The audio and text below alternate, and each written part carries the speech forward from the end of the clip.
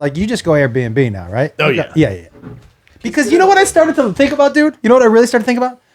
Would you, if someone was like, hey man, used mattress for sale, would you be like, I'm not buying that fucking mattress? Never. Do you know in a hotel, that's all they're all used. You're sleeping on other people's fuck beds. Yeah, you ever seen when they do like the black lights? Dude, I brought one.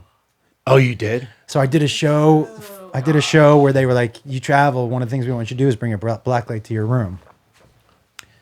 The black light, so the curtains are gross. But the bathroom walls, it's like people are coming and just throwing it. Just busting all just over fucking, the place. but just like throwing it at the wall. I'm like, Or what? just shooting ropes. Yeah, dude. But I've never been that excited in a hotel bathroom to fucking shoot. I'm jumping over the sink? Yeah. The dirtiest thing is the phones and the remote controls. Nobody thinks about that. But they never wash the remotes or the phones. Think about everyone's fucking grimy hands if they're doing God's knows what. Oh, you know what. Whore in there. And then picking up the phone like, hey, how's it going, baby? Yeah. Can you send me a water? Yeah. I need more towels. And then you're picking up the phone. They don't clean those. I don't fuck with hotels anymore. Man. No, you can't. Thank God. I'm at a level now where I don't, thank God I don't have to do hotels. See, I don't mind a hotel, man, but a nice hotel. But if you're like, if the black light is like, look, if you're staying in a place where people are jerking off in the mirror over the sink where you brush your teeth. Yeah. Here's the thing, Papa. They're doing it even in Four Seasons, though. I know. That's just the thing. Especially in Four Seasons. Yeah, dude. The freaks in Four Seasons, the white, rich freaks in there. They're just used to having people clean up for them. Yeah, or it's like the celebrity who's staying there, you know. Dude, I stayed in a hotel once in Atlanta, right? And this is, again, back before I was staying in places where this wouldn't happen. And I sat down, and it had like a living room and a bedroom. And I was like, oh, it's fancy this weekend, you know what I mean? And so I sat down on the couch, and I was wearing shorts. Not too often am I wearing shorts, B. I've never seen you in shorts. There's a reason. Have you ever seen how pale my legs are? Oh, you showed us. Yeah, they're pale and thin, right? And thin, yeah. I have Mint-thin. some dainty ankles. So I sat down on the couch, and I felt like a jab in my leg, in my hamstring. And I was like, what the? Tell me it was a needle. My man, it was someone had picked the toenail off their big toe and stuck it in the couch so it was sticking straight out. Oh, wow. So, and it jabbed the back of my leg.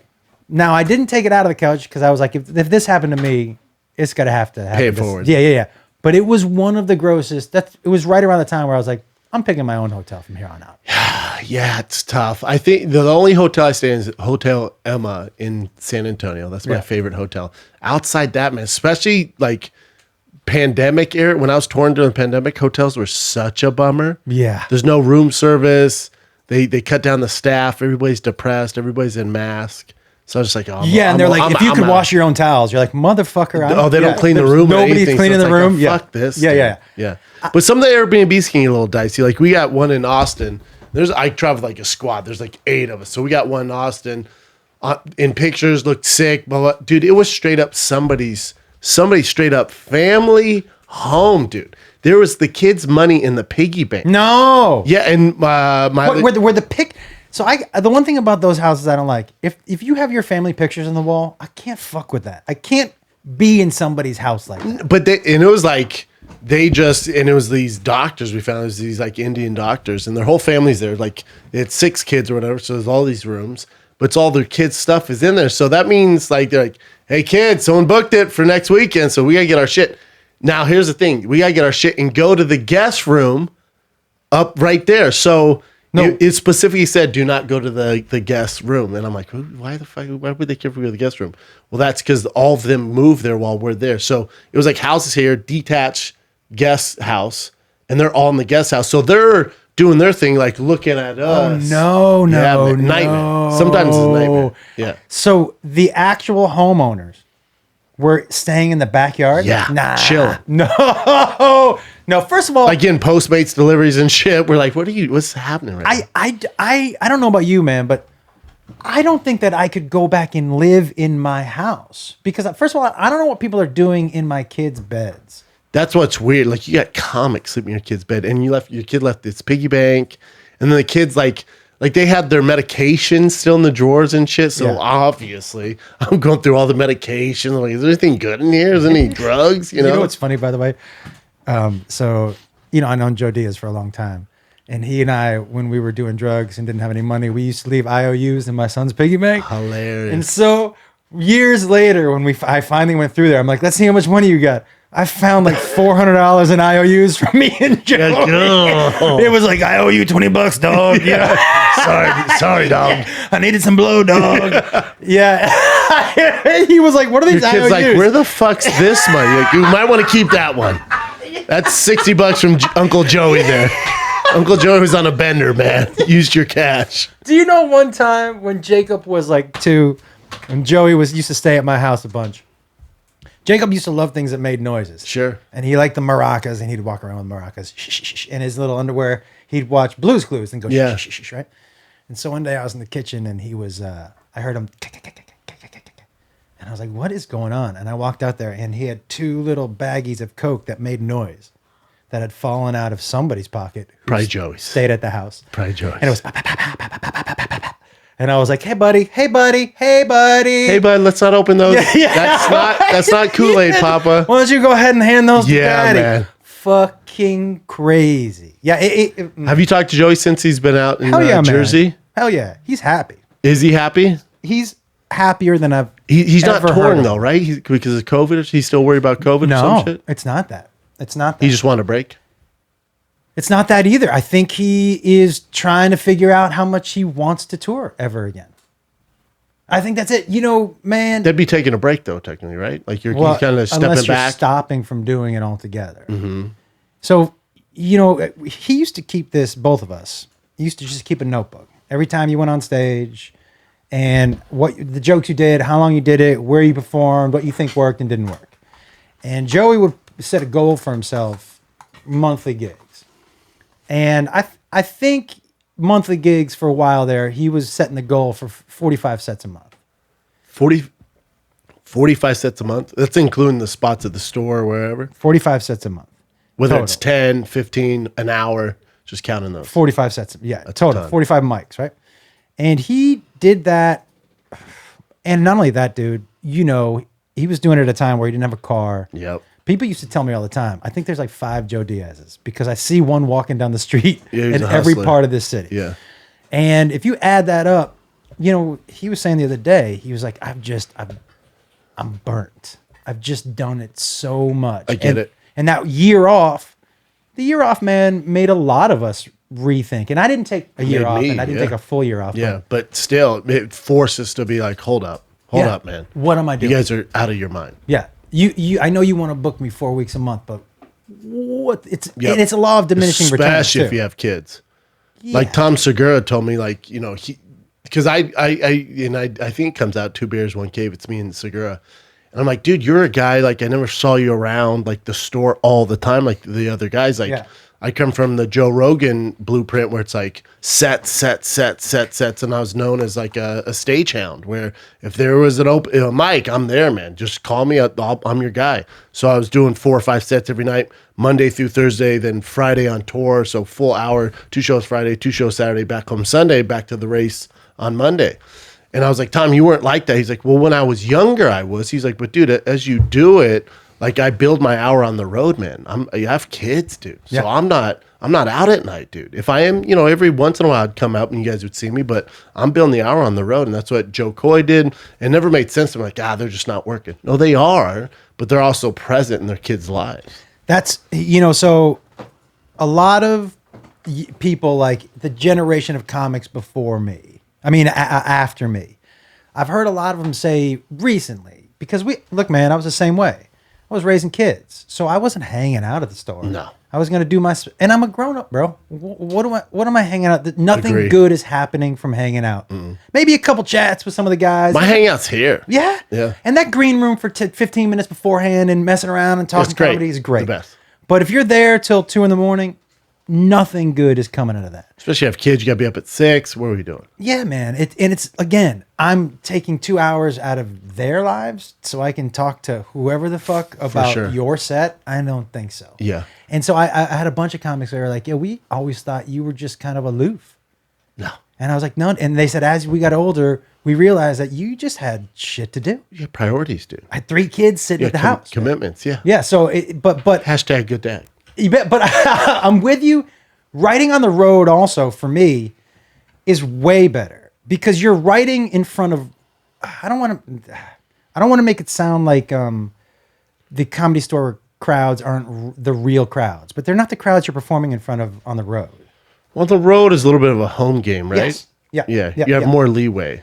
But at the Comedy Store, especially, prior to it kind of blowing up, everybody going their own way, it was like you couldn't do new material because people were there to see. It was an all-star game. Yeah. So it's not like I'd be like, I'm going to do 10 minutes of new material. Hopefully it works out in front of this crowd who, Joe Rogan's the headliner and Joey Diaz is there and Segura and you and, D'Elia and these monsters. It's like, I'm not going to do 10 minutes of new material because then people are going to walk out. I'm like, Jesus Christ, man. You see Rogan with the greatest hits. You see Joey Diaz, Josh Wolf, fucking Mark Maron, Jesselnick and all these monsters. And then you see Schaub, dude. You see his new shit? Dude. So it's like, I know to get better, you got to do new shit, but I found myself doing the same set that I knew worked because I had to pass that test because there's all these monsters there. But that's the trap, dude. That's the comedy trap. So the comedy trap is so when you hop on stage, especially, you still, as far as comedy goes, you're still young. For sure. To comedy. 6 years. So for you, every set should still be, how am I getting better? Yep. Right? How am I getting better? And so the mistake is also feeding the ego, trying to feed the ego at the same time as trying to get better. And those two a lot of times don't align. But now throw into that feeding the ego, but then also performing at a standard where you can compete with those monsters. But that's a part of that's what I mean. Is it's the ego, but it's an ego, but it's also for me it's different, right? Because people are going to come in with these assumptions already. So it's feeding the ego, then obviously checking that box. But here's the deal, man. Ultimately, to feed the ego, ultimately to compete with the people you want to compete with, you have to take those risks. Fail. Yes. You have to get on stage in front of people who don't know you. Correct. You have to play constant away games to go, oh, actually is funny. This isn't just funny because they know who I am. This is funny. Mm-hmm. Right. And so the key for that is like when you going up in front of Rogan and those guys where you're like, well, I want to fucking kill too because I know they're gonna. But to really kill, you have to eat shit for a while. 100%. You know what I mean? 100%. And so like it's fascinating, like when you see people start to take the curve of like, oh, I really don't care what they're thinking. I just want to do what I do and get better. You know who's on that curve right now? Your girl, Annie Letterman. So I think for a long time... She's great. Great, dude. Love and for it. a long time, I think she had an idea of who she was, and she tried to play into that idea. And right now, she's sure of who she is. And that kind of thing that you saw 3 years ago, you're like, I think that's funny, but I wish it was really... is full 100% now. But she was taking risks back then. Like I remember seeing her like in the main always room of taking the risks, OR. dude. Always taking risks. And she'd be like the last one to go. It'd be like midnight. She'd be like, where the fuck you guys go? Yeah, always people were taking like risks. whining out. She was just doing work. But right now, those risks are coming with such extreme confidence. Yeah, it's paying off. And I don't give a fuck what you think. Yep. I'm trying to find what makes me better. And like I watched her last night and I could see her. She was just thinking. Where'd you watch her at the store. Thinking and trying to find stuff. But it was so authentic, it was watchable. Yep. It was like, yeah, this is somebody Oh, yeah, who's she's truly entertaining. finding Yes. what, yeah. So, Are you getting up a bunch in Nashville? yeah, man. Let's face it, shopping for car and home insurance is complicated. You could spend days looking up hundreds of providers, scrolling through thousands of policy options. And then also, you got to enter in your email or your phone number, and you're getting spam, you're getting blown up by super sellers. They're just blowing up your phone or your emails. It's not cool, man. Even then, it's hard to know if you're getting the best price and coverage for whatever you're looking for. That's where The Zebra can help you. The Zebra is the nation's leading insurance comparison site for car and home insurance. In other words, they do the shopping for you. Just 5 minutes, you can compare quotes for every major insurance provider side by side for free. all from one independent marketplace. The Zebra pairs people with an insurance company that's right for them, delivering quotes with the coverage they need, all right? Saving you an average of $922 on home and car insurance combined. Shop car insurance without shopping around. Get all your options in one place for free by visiting thezebra.com/fighter. That's thezebra.com/fighter. Let's take a break from chatting with my boy Josh Wolf, because guess what, man? It's 2020 and mental health is finally a thing. There's so many people that are struggling right now and they're not feeling like their normal selves, right? And you know what helps with that? Therapy. Not talking to your friends around the workplace, not talking, FaceTiming with your man or whatever it is. I'm talking about real licensed professionals who are going to help you get in the right place that you're looking to get. That's where BetterHelp is here for you. It's a customized online therapy that offers video, phone, and even live chat sessions with your therapist. So you don't have to see anyone on camera if you don't want to, but we can also do that. It's much more affordable than in-person therapy. You can start communicating with your therapist in under 48 hours. Join the millions of people who are seeing what therapy is really about. See if it's for you, because you are your greatest asset. And this episode of Firing the Kid with Josh Wolf is brought to you by BetterHelp. And you listeners and viewers, the Firing the Kid listeners and viewers, get 10% off your first month at betterhelp.com/fighter. That's betterhelp.com/fighter. Are you getting up a bunch in Nashville? Yeah, man. Yeah. Up at Zany's. And listen, dude, you know, Nashville's been such a fucking great move for me. You know, LA. You've been in LA for a hot second. Yeah, dude. And it started to take a little piece of me that I didn't realize until I got to Nashville. How so? Man, I'm not. Here's my thing. You wouldn't be Nashville ready or Bangkok ready if you didn't go through the trials and tribulations of the machine that is LA. Yeah. LA makes diamonds. Yes. And everyone who shits on it now, it's like you couldn't handle the pressure. Dude, we're sharks out here, man. Yeah, that's the thing. And we swim. No one stopped swimming. But you stopped swimming, you moved to Texas or Nashville. But it's different when you're you or Rogan or Segura or these other guys, or Tim Dillon or these other guys who moved or Theo, because, you guys made it here. Yeah. You had a career, and then you went out there. It's different. Yeah, and you know what? For me, I was ready for it out there because, look, man, there's the last little bit of something that I felt like I didn't have here. For example, man, you know what? I never played guitar on stage here because I was just worried about what other people were going to say. Like at the store? Yeah. Man, I'll tell you something. I love because people are like, because it's considered like almost a hacky gig, right? Without a doubt. But that, man, the biggest mistake any of us make is like, do I like it? Then it shouldn't matter one fuck what somebody, because you know what? Say you were like, man, I hate the guitar. Guess who's not paying tickets to come to see me? You. Yeah. So why? You know what I mean? Yeah. Those people aren't going to pay anyway. Yeah. And I always I still do an hour of stand up and then like 15 or 20 minutes on the guitar. You do whatever the fuck you want. You're saying you weren't comfortable out here. I wasn't comfortable doing it. And Nashville, you're being guitar and you sell 50 more tickets. Buddy, anywhere. And it is so much fucking fun. And at the end of the day, man, I want to have fun when I'm on stage. I don't want to have fun. I think there's a line of having fun, then also making sure that the crowd digs it too. Because if 100%. it's like, I like to play the harmonica, but when you get out that harmonica, 100 people leave. Probably quit playing the fucking harmonica. Dude, I'm not. No matter how much you like. Yeah, I would never bring out the guitar in front of Mark Maron's crowd. But my crowd is like people who are just out to have a fucking good time. But that's a home game, right? A home game. Yep. Home game. But tonight, I'm gonna bring the guitar to Supernova just to see what happens. Yeah. And I'm gonna stop apologizing in my mind for it, because at the end of the day, dude, I've run through I've done a ton of stand-up. I've done a ton of material. Yeah, 10,000 hours. And this is now what's making it extra fun for me. So I'm gonna keep fucking doing it. I mean, because you went to Nashville, you felt like the pressure, different pressure out there. Not pressure. Like that's the thing too. I was putting pressure on myself out here that I did not need to do. Dude. Look, I know who I am. I know who I'm not.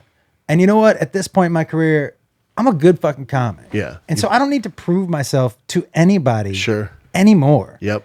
Now, what how do I do this so I still have fun doing it? I've been doing it with Joe. Joe's burnt out.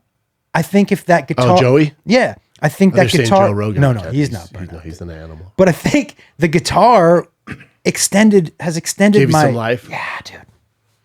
And it's made. Well, me what's weird is all you older, those are fucking dope. Those are so sick. Right? Proud of you. Yeah, thanks, man. First time I've seen without Pumas. Thank God. Not that there's anything wrong with Pumas, but those are dope. Yeah, thank you. But I think all you older heads, especially, all you guys are my, peers, like a lot of common theme. I'm not going to mention names, that a lot of people are like, yeah, I'm just burnt out. Yeah. I'm just, you've been doing it, whatever, 6 years, but, I've been doing it 14, 15, 20. It's like, dude, I'm just sick of the hustle. Yeah. And that's and they're crushing it too, but they're like, yeah. And I'm like, but dude, you're an 80 grand a weekend guy. Like, I know, dude, I'm tired, man. Yeah. Which I get. I promise you. You know what I don't do anymore with the guitar now because I'm looking forward to it so much. And you know what else I do almost every set? Well, for sure, people who come see me know when you come see my Friday early show and late show, Saturday early show, late show, those are different shows. You're watching 4 different shows. Yeah. So I have people come to my early shows and late shows because they know I'm not going to repeat a joke. I might, if there's like 15 minutes I'm working on, that's what I'll repeat. Yeah. Trying to figure it out. I'm there, dude, to have fun. Yeah. What's fun for me? Just to keep experimenting and finding. I've been reinvigorated with that move. It's been fucking fantastic. And like I said, it's made me love stand-up again. So you only getting up at Zany's or the other spots in Nashville? Just Zany's, because just like you were saying with Segura and Joe, I write on the road. You know what I mean? I fuck about on the road. At least 10 or 15 minutes a show, I just kind of start riffing. And I'm like, what can we find? Is it tough at Zany's? I love Zany's, but it's tough at Zany's because Zany's isn't like the store where it's a comic store. Like Zany's the headliners. Yeah. So the weekends, Thursday, Friday, Saturday, Sunday, that's the headliners are there. It's a headliner club. Well, Mondays is that you can come on and do whatever material you want. And Tuesdays, if they haven't booked anybody. So sometimes it's Mondays and Tuesdays. Sometimes it's Mondays. Savage is doing Tuesdays? Well, Tuesdays you do that open is also an open mic. Oh, okay. But sometimes someone will come in and book a Tuesday. I think the last 2 Tuesdays. Maybe a random if they're on tour and they're last week was George Lopez. 2 weeks before that was Louis C.K. Super Road Dog. So did you see Louis C.K. set? I was out of town. Fuck. I would love to see that. I was super curious. He's the one guy I would stop whatever I'm doing and go see. So what they said only a few I would do that. They said that his new material is dude, you're on top 5, dude. For you, top 5? Louis C.K.? Fuck yes. Monster. Are you talking about top 5 ever or top 5 just right now? Definitely top 5 right now. Yep. But, there's conversation for top 5 ever, yeah. You know who I think gets left out of that top 5 is Patrice O'Neal. And I don't know how that dude... Because he passed away, so like he's not current with the new guys. But when you think of all timers... Oh, for sure, Patrice. Fuck. Yeah. Fuck, he was so casually... Monster. Good at talking about shit that nobody else would say. Burr's a little bit. I mean, and they 100%. came up, they're cut from the same cloth. Yeah. I would say Burr's number 1 right now. I don't know that you are just pure pound for pound. When we did a roast of David Ortiz a couple of years back when he was retiring, and I was setting it up, and I asked Burr, I go, you want to come do it? And he's like, yeah, I'll come do it. And so the night before, a bunch of us were going to practice our roast at Laugh Boston, and I go, you want to practice your roast? He was like, nah. He was like, I think I got it. And I was like, Bill Burr, man. I was like, oh, okay. And he goes, I'm just going to try something. That's like asking Ken Griffey, you want to take a few swings here? He's like, no, bitch, what? Batting practice? I'm pretty good, yeah. No, we're talking about practice? No, bitch. I'll show up to the game, dude. I did take BP with Junior's bat. Oh, with his bat? But he's not there? No, in the Kingdom. I was touring with Larry the Cable Guy, and we went to take BP. And Griff, when Ken Griffey Jr.? When Cable Guy went up there, he was like, you want to swing my bat? And Cable Guy was like, yeah. And so he said, can my guy take a couple swings? And he was like, yeah, I guess. I guess. Don't fuck my bat. Yeah, up. he was psyched about him. He was like, I don't want this dude touching my fucking bat. Yes, man. Yo, first of all, it was like, I was like, well, this is a little heavier than I thought. But to swing with that bat. The Ken Griffey bat? The sweetest swing of all time? I almost broke my Remember his logo? Oh, come on. Come on, doggy. It was Did you watch like, the All-Star game or the home run derby this past weekend? I didn't. Did you? Yeah, I did. I don't miss that shit. I love it. It The was, home it run was in derby Coors is the Field. most boring fucking. It's getting better because they do like a bracket system now, and like the big boys do compete in it. But but dude- but your boy Chin, the Otari, what's his name? Not The Shohei Ohtani. The what's his name? Otani. Otani. What is it? Otari? My bad. My bad. Yeah, But Otani, he was the favorite going in it, and he hit. I think he set the record for. He had 5 over 500 yards. It's in Coors 500 Field. feet, I think. Yeah, 500 feet. Yeah, he hit 5 of them, but he didn't do well, so it kind of took the sales out of the win out of the sales. Yeah. because everyone's just. Dude, you don't realize how famous he is. Yeah. He's by far the most famous guy in baseball. Like everyone else got up, like Alonso, who's the home run king. He's a monster. I think he's won 3 years in a row or whatever, if you don't include the pandemic they had off. But he's a monster, and like they cheered for him. Even the Rockies guy, they cheered for. Dude, when he got up, it was like the Beatles. He's so fucking famous. He has an entire other part of the world Yeah. rooting for him. Yeah, that's fine. Listen- but I'm saying in America, Dude, like I know obviously Japan's Bro, when balls Yao deep. Ming used to travel, when Suzuki used to travel, jammed. Dude, he's bigger than all of them. Is he bigger than I think so. Suzuki? Dude, Ichiro bigger than Ichiro? Yes, he also threw 100-mile-per-hour That's fastball. pretty crazy. Dude, he pitched and then hit. Have you ever stood and in the he's box? enormous. Is he a giant dude? Yes, he's fucking. How big Like, is he? Speaking of giant dudes, have you put on 49 pounds? What's up, dog? You What haven't the seen me in a while. fuck? I've been lifting, man. What? And first of all, you have your prison shirt on. Nice Yes. to see. Is Yes. is that all you're wearing now? Is your prison joints? Dude, Like 6'4". Every bit of it too. 203 pounds. 203, 6'4", 203. Now his team sucks cock, but he's a good fucking player.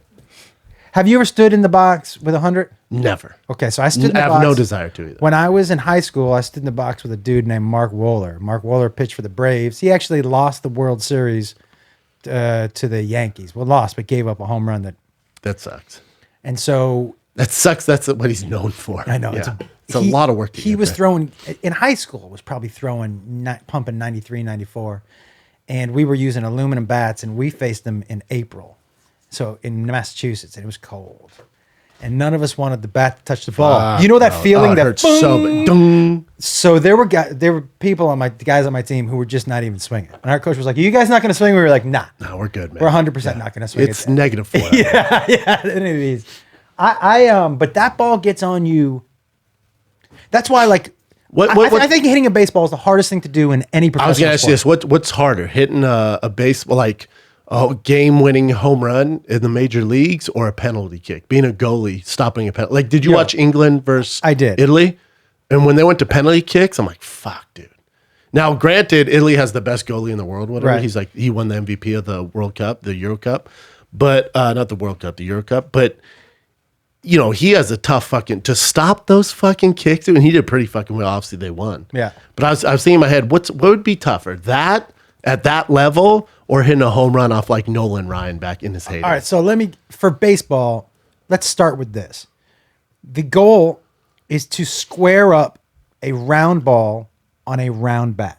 Sure. So think about how big a area that is on the bat. It's like this big. But think of the strike zone area. So It's you're not like you're squaring up. like the strike zone's not like fucking 6x6. Okay. But so let's just talk about even if I just lob it to you, I'm now- in the fuck out of it. but you're squaring it up is completely different. Sure. All right. So you're squaring to hit that square. On top of that, I am 60 feet away from you. Yep. Now, if you Google how fast does a 95-mile-an-hour fastball get on top of you, Thing's flying. so you got to make, and not only that, dude, right here, you have to tell me what pitch is coming. For sure. So these They're throwing guys some can junk. they can read whether your hand is here Yep. or here, whether your hand arm slot. All of that is happening in real time. Nanoseconds. And then, But my only problem was this. Again, the strike zone was how strike about this? zones. Slider and fastball look the same. Yep. The only difference is that right about there to where the end of the table is, the slider starts to move. For sure. I have to be able to decipher that with my fucking eyes. Yep. And hit something at that point that I think is going to be moving 95 miles But that's an hour. all you do. That's all you do is see those pitches nonstop. But now think if you're that fucking goalie. No. Have you ever seen a real soccer goalie? Yeah. Like the actual goal? Yeah. It's huge. Yeah, but those dudes are and they're like fucking. So you and think then homeboys flying like the best kicker in the not good. But yeah, but even baseball's fucking terrible. You hit 3 out of 10, you're in the Hall of Fame. Hall of Fame. But with penalty kicks, at that level, you have fucking Kane. The guy, like, all he does is specialize in kicking the fucking ball. Yeah. Like, a lot of it's just guesswork. They, like, dive one way. It's 100% guesswork on those. I didn't realize how fast those soccer balls are moving. Dude. Yo, those are like Ronaldo or Messi's kicking that fucking thing. Tell me what you think is the one job in professional sports, the one position, and I know what mine is, that you wouldn't want to have. And mine would be hockey goalie. I don't care how many pads you got on me.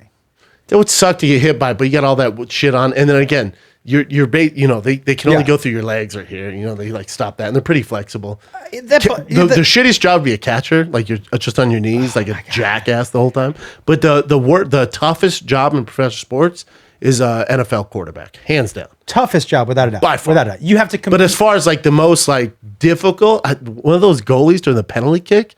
And let's say it's the World Cup. Are you shitting me, dude? Yeah, because if you let one go through, somebody from that country is going to throw urine bombs on you. Well, dude, in England, the 3 penalty kickers, and one was like this poor kid, he's 17, but they're black guys. The racism they got after this is nuts.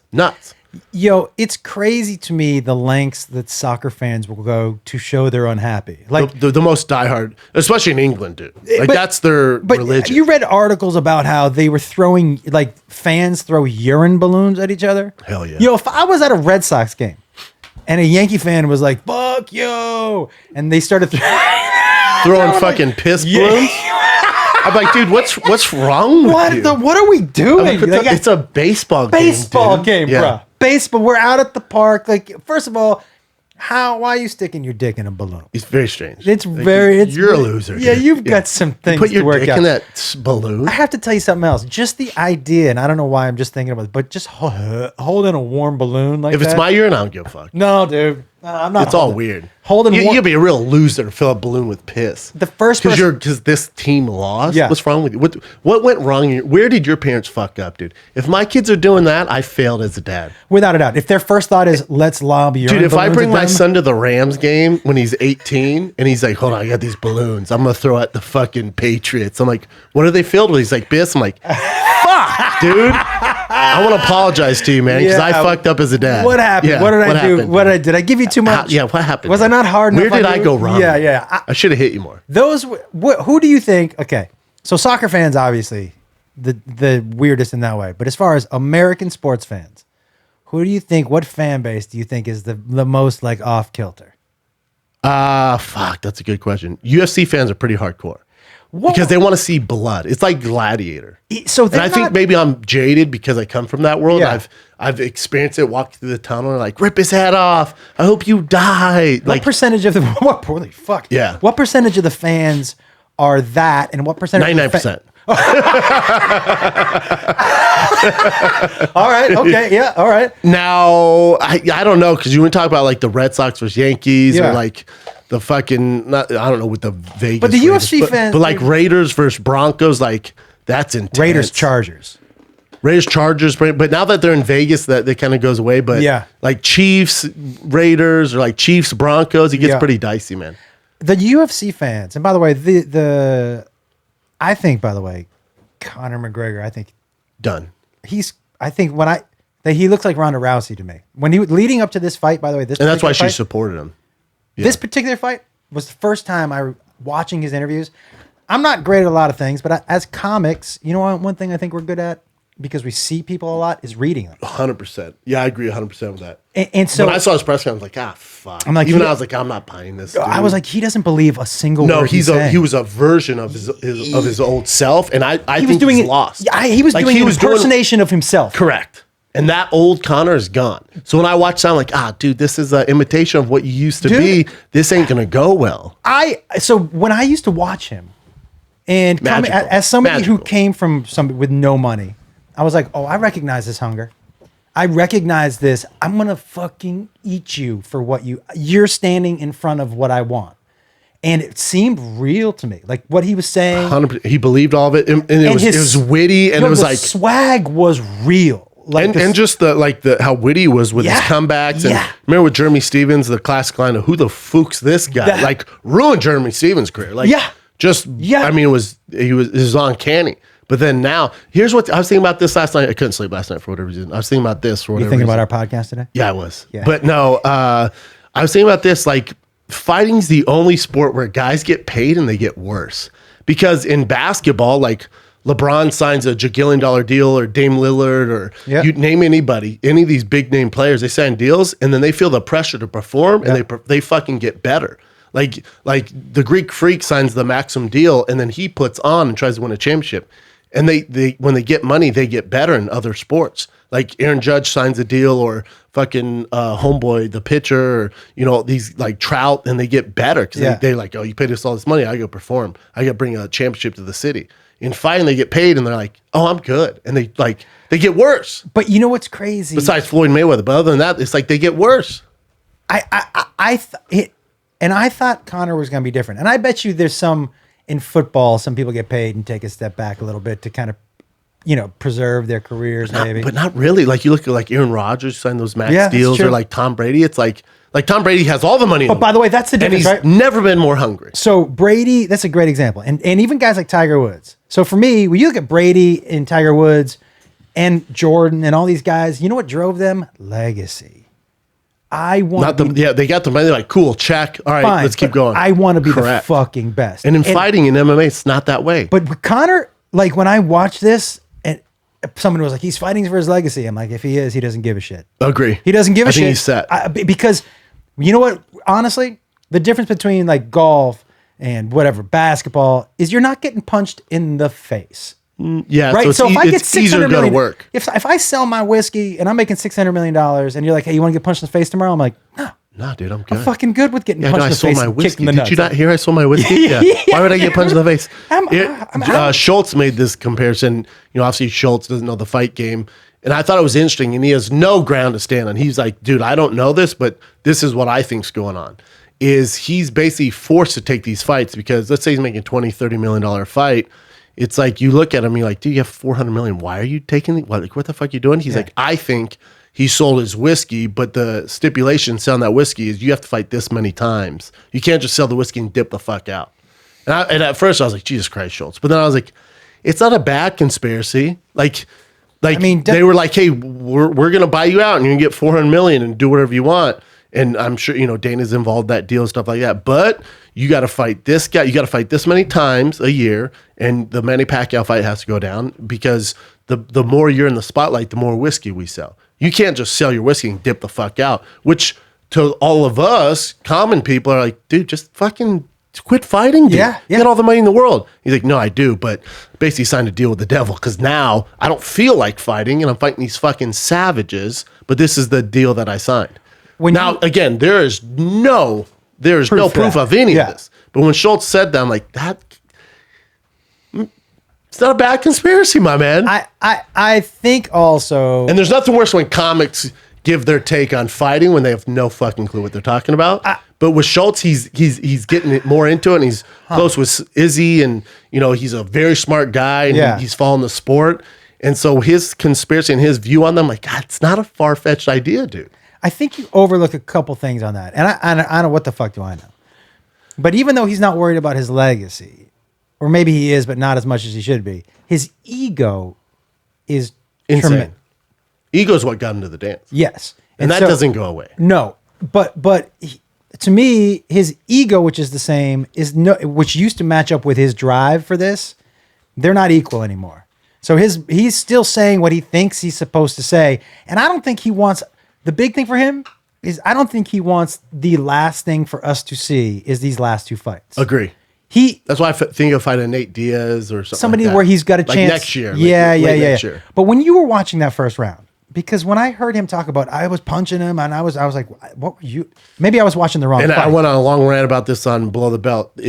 He's not living reality. His team's not living reality. And us as Conor McGregor fans, we're not living reality. Like, we got to look at what's really going on. He's won one fight in 5 years. How much is ring rust real? How much is that real? so real, especially at his level. Yeah. Because even Khabib did an interview. I forget who he did it with, but they asked him about retiring, if he'd fight GSP or if he'd come out and fight Dustin Poirier. And he goes, I can't train at the level. I don't have the desire to train at the level that I would need to compete with those guys. And when he said that, and you're talking about, he's regarded as the best, probably the best of all time. He just didn't go on the, Josh Thompson made the great point where he would be considered the greatest of all time, but he didn't go on a long enough run because he retired at 29-0. But if he stick around, he'd be by far the greatest of all time. But when Khabib, who's a fucking animal in that training room, goes, I don't have the desire to do what it takes to compete with those guys on a regular basis. I don't want to do that anymore. When he says that, and then Conor thinks he can take years off or a year off and then jump in there with the best 155er on the planet. Yeah. We're all in this trance because we all came up with the Conor come up, and it was the most special time in sport, maybe in sports of all time. It's so fucking special, and I'm so grateful for Conor for doing that. But we're still in that phase. Those days are over, man. You can't, MMA is not that sport where you can take that time off, take all that time off, get rich as fuck, and then come back and compete with the best guys. Especially at his age, and he's not old. But he's on the tail end of that athletic prowess. And also his dominance was at 145. That's hit 140. So again, he's won one fight at 155. And he looked the best he's ever looked at Eddie Alvarez, who was, and again, you got to take the Conor McGregor. So many years ago. It was so many years ago. And it was also an older Eddie Alvarez. And that was his one win at 55. So it's, when you break it down and you take out your bias of how special Conor was, you're like, fuck, man, what was I thinking? All right. I'm going to start a rumor right now. Could you beat the shit out of Jake Paul? In what? MMA, it would last 30 seconds. I would choke him unconscious. Boxing? Yes, I could be. Yes. I was a Golden Gloves champ. Were you? Yeah. Wait. Yeah. And what about, and do you, right now, is Logan a better boxer or is Jake?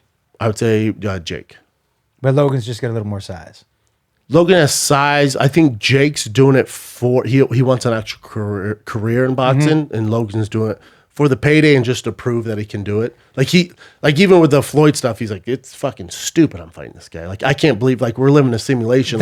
He's like, I have no business being here, dude. Yeah. But, and he acknowledges that, reads it, and realizes how insane it is. He's like, this is how fucking crazy the world is. Yeah. Like, because I'm famous from YouTube and I have all this following, I can fight Floyd Mayweather. You know how stupid this is? Insane. Where fucking Jake is like, no, I can beat these guys. I deserve to be here. I can beat these guys. And he's going to learn when he fights Woodley. I think it's going to be tough. It's a different animal. Right? Yes. Is that a huge jump? Is that a huge jump talent-wise? The biggest jump. Huge. I mean, you're talking night and day. That's like going from open mics to fucking playing at Madison Square Garden. Because you're dealing with someone who's a real legit striker. Correct. Who's been striking at wild card at the highest level since 2007? Yeah. And knockout artist in the UFC and UFC Hall of Famer. Like, it's just a different animal for him. He's gonna find out, like, there's levels to the game. Like, fighting, just like stand up, you can't jump the levels.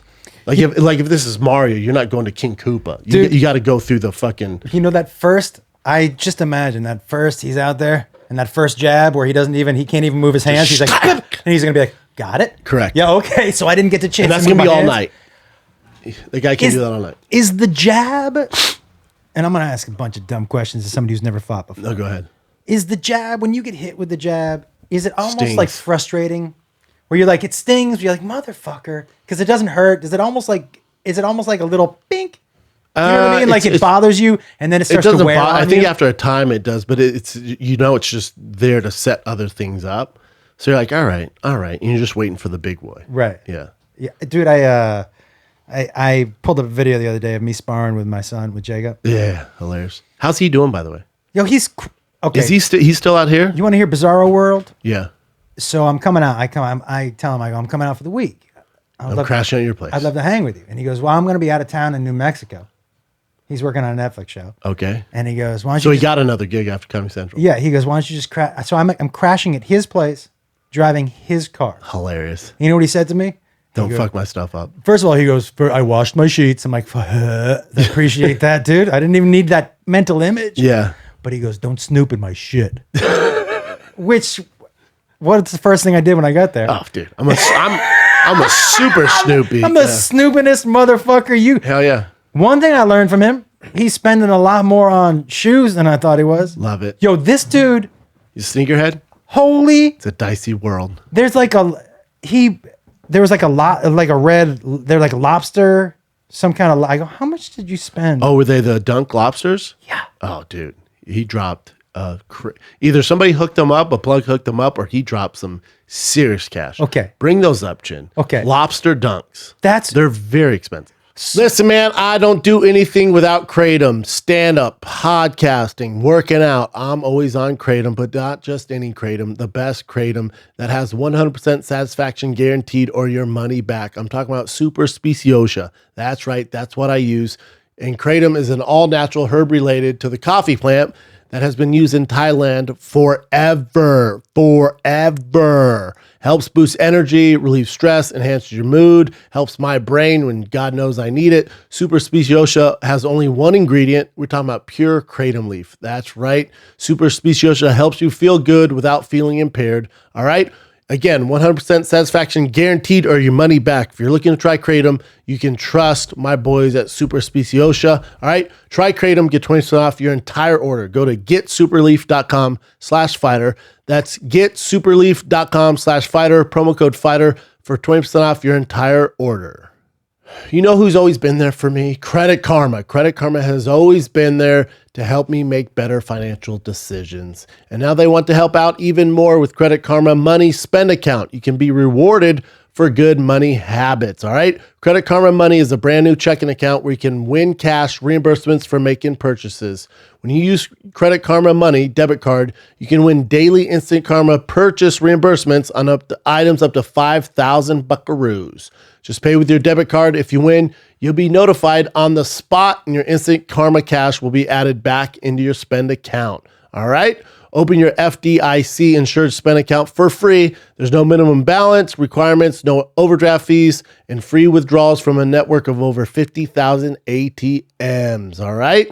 Credit Karma Money. Progress starts here. Right now, visit creditkarma.com/winmoney to open your free account and start winning instant karma. Go to creditkarma.com/winmoney to sign up for free and start winning instant karma. That's creditkarma.com/winmoney. Instant Karma is sponsored by Credit Karma. No purchase necessary. Exclusions and terms apply. See rules. Banking service provided by MVB Bank, Incorporated, member FDIC. Maximum balance and transfer limits apply. so I go, what are these? And he goes, don't worry about that. And I said, Daddy could sell those and get a lot of cocaine if it's back in the day. I said, what? That's what It's it is. the red ones right there. This one? Yep. They're so sick. So I said to him, I go, how was the deal? He goes, I found a guy, a plug, and he's letting me pay him off monthly. Oh, interesting. Is he charging interest? And I go, so you don't get, how come you have the shoes? He goes, no, he said he trusts me. I'm like, this is the dumbest. That's a dumb shoe plug. Yeah. You're like, hey, dude, here's your shoes back. I wore them on 7 appearances. Here's your shoes back. So, but he said, I'm paying the guy $100 a month, and he's letting me keep them. He's going to pay him $100 a month for about 3 years for those. No. I mean, look, how much are they?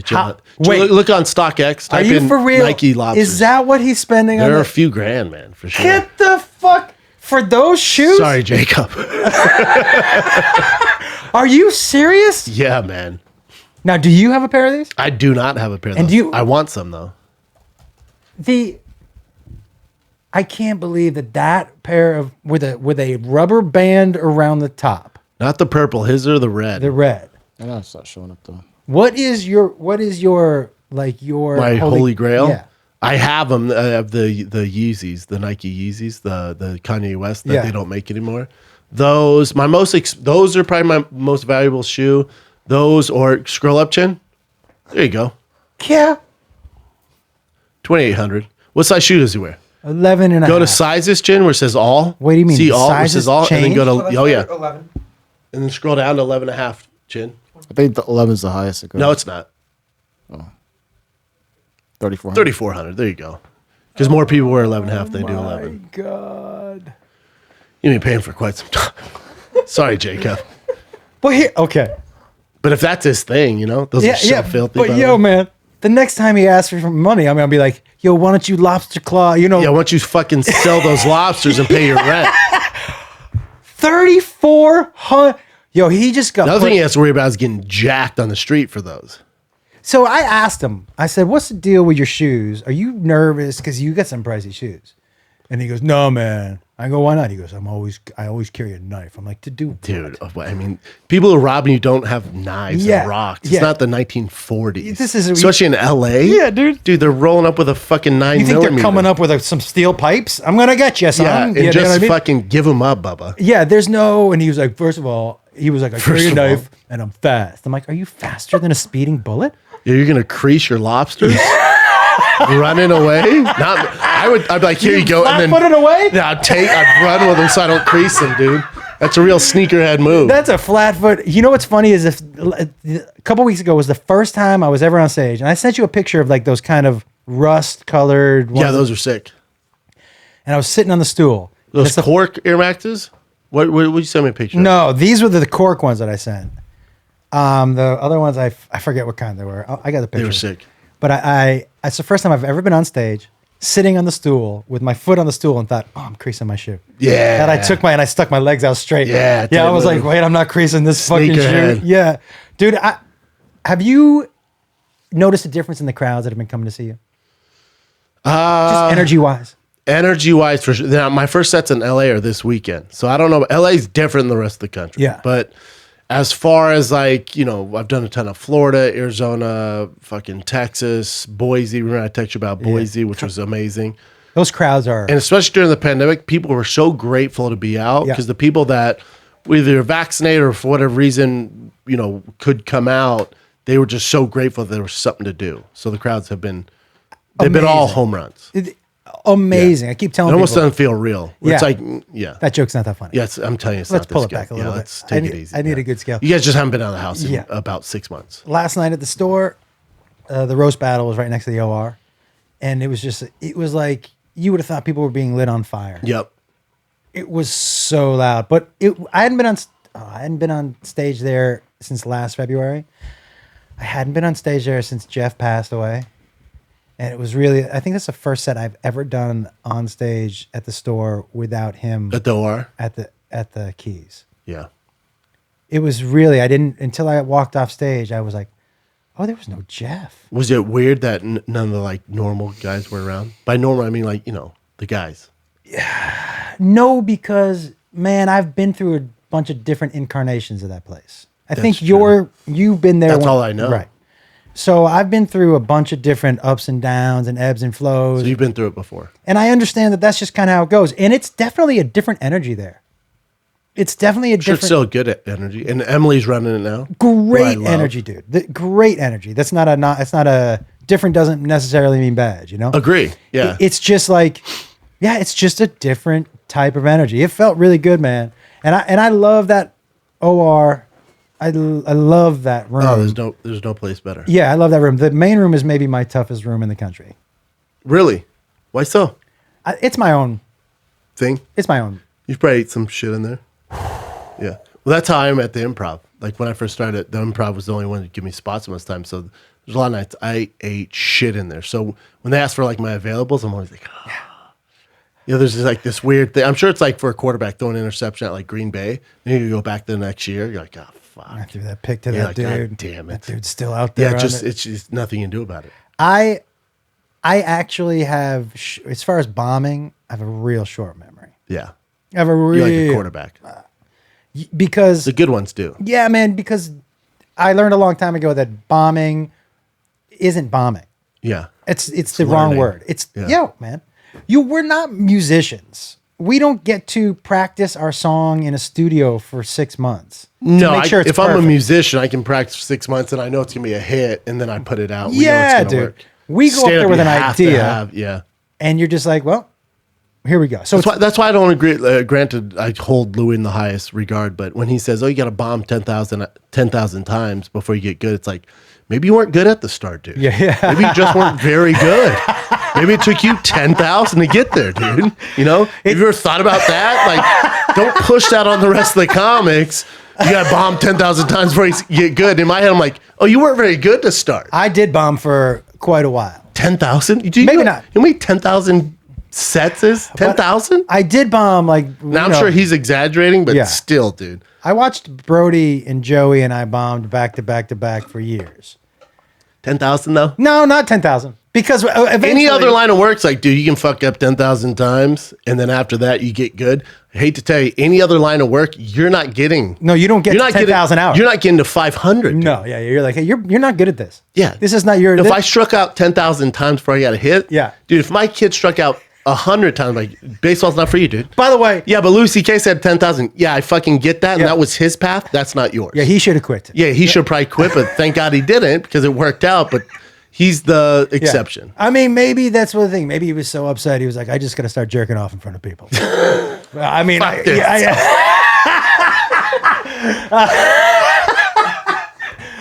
maybe I just need to start jerking off in front of people, and maybe that'll make it better. It up, relief. Yeah. By the way, I have to tell you, jerking off in front of somebody else, unless that's the person that I'm having, like, unless that's what we're doing together, sounds terrible.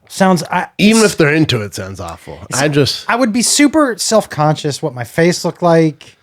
Like jerking off. And his body, just the whole thing's a nightmare. Yeah, jerking off in front of somebody to me has never been. No, even if they're smoking hot, it's like, well, if I'm here with my pants down, you're with your pants down. Why am I in this corner and you're in that corner? Yeah. Why don't we do what this is made to do? Because I can do this without you here. Yeah. I do it all the time without you here. Yeah. Why am I doing? And now you're watching me? Yeah. You know what kind of psychopath you have to be to have something loose where that gets you off? That's not it for me at all. No. Hard pass. And and I'll tell you something. Obviously, times change as you get older. Because I would tell you something right now. This is how old I am, man. My ideal threesome right now would be like my wife and I fucking and somebody else cleaning up the house. Oh, that'd be nice. Do you know what I mean? Or somebody else doing it. Can you go to or like Whole cleaning Foods? me up so I can fall asleep? Can you just that's it, that'd like dope. I told Beth, I said we're officially at an age where if you were like, I want to fuck all night, I'd be like, that sounds terrible. Oh, awful. All night? No, my night of a threesome would be me and my girl have sex, and then the nanny puts the kids to bed. Yeah, that's perfect. Like, I don't have to do it. No, man. But I'm done. Like a third person seems like a lot of extra work and a lot of pressure. Pressure. That's expectations. Yeah. Like I don't know how to navigate this. This isn't a porno. Like, No. I have no idea what I'm doing. I just need to focus on this vagina. 100%. This is the vagina that I'm struggling over here. I don't need. I don't think I'm hitting this one out of the park. Yeah, you don't need to. Let me focus over here. Yeah, and not only that, like I don't. Yeah, this ain't the 10,000 bomb rule here. Yeah, and I don't need to bomb more than once doing this. No. And I think vaginas are different than dicks because most dicks, like when you ask a guy what do you like, you're in the one. There's like 3, 2, 3, but you don't have to guess too much. No, it's pretty. Pretty upfront. Yeah. With a woman, you can either find somebody who's like, yeah, I like it slow and steady, or punch me in the face. It's like, what the fuck? You went. I don't know which one to try. Then Bauer from the Dodgers says, "What'd you say?" Yeah. That dude. What was he thinking? Yo, you know you're in trouble. This is when I think, without them saying anything, they know something we don't because they took all of his jerseys out of the store. And they cut the bobblehead night. Yeah. But here's the thing: they know something, but that obviously we're not getting all the information.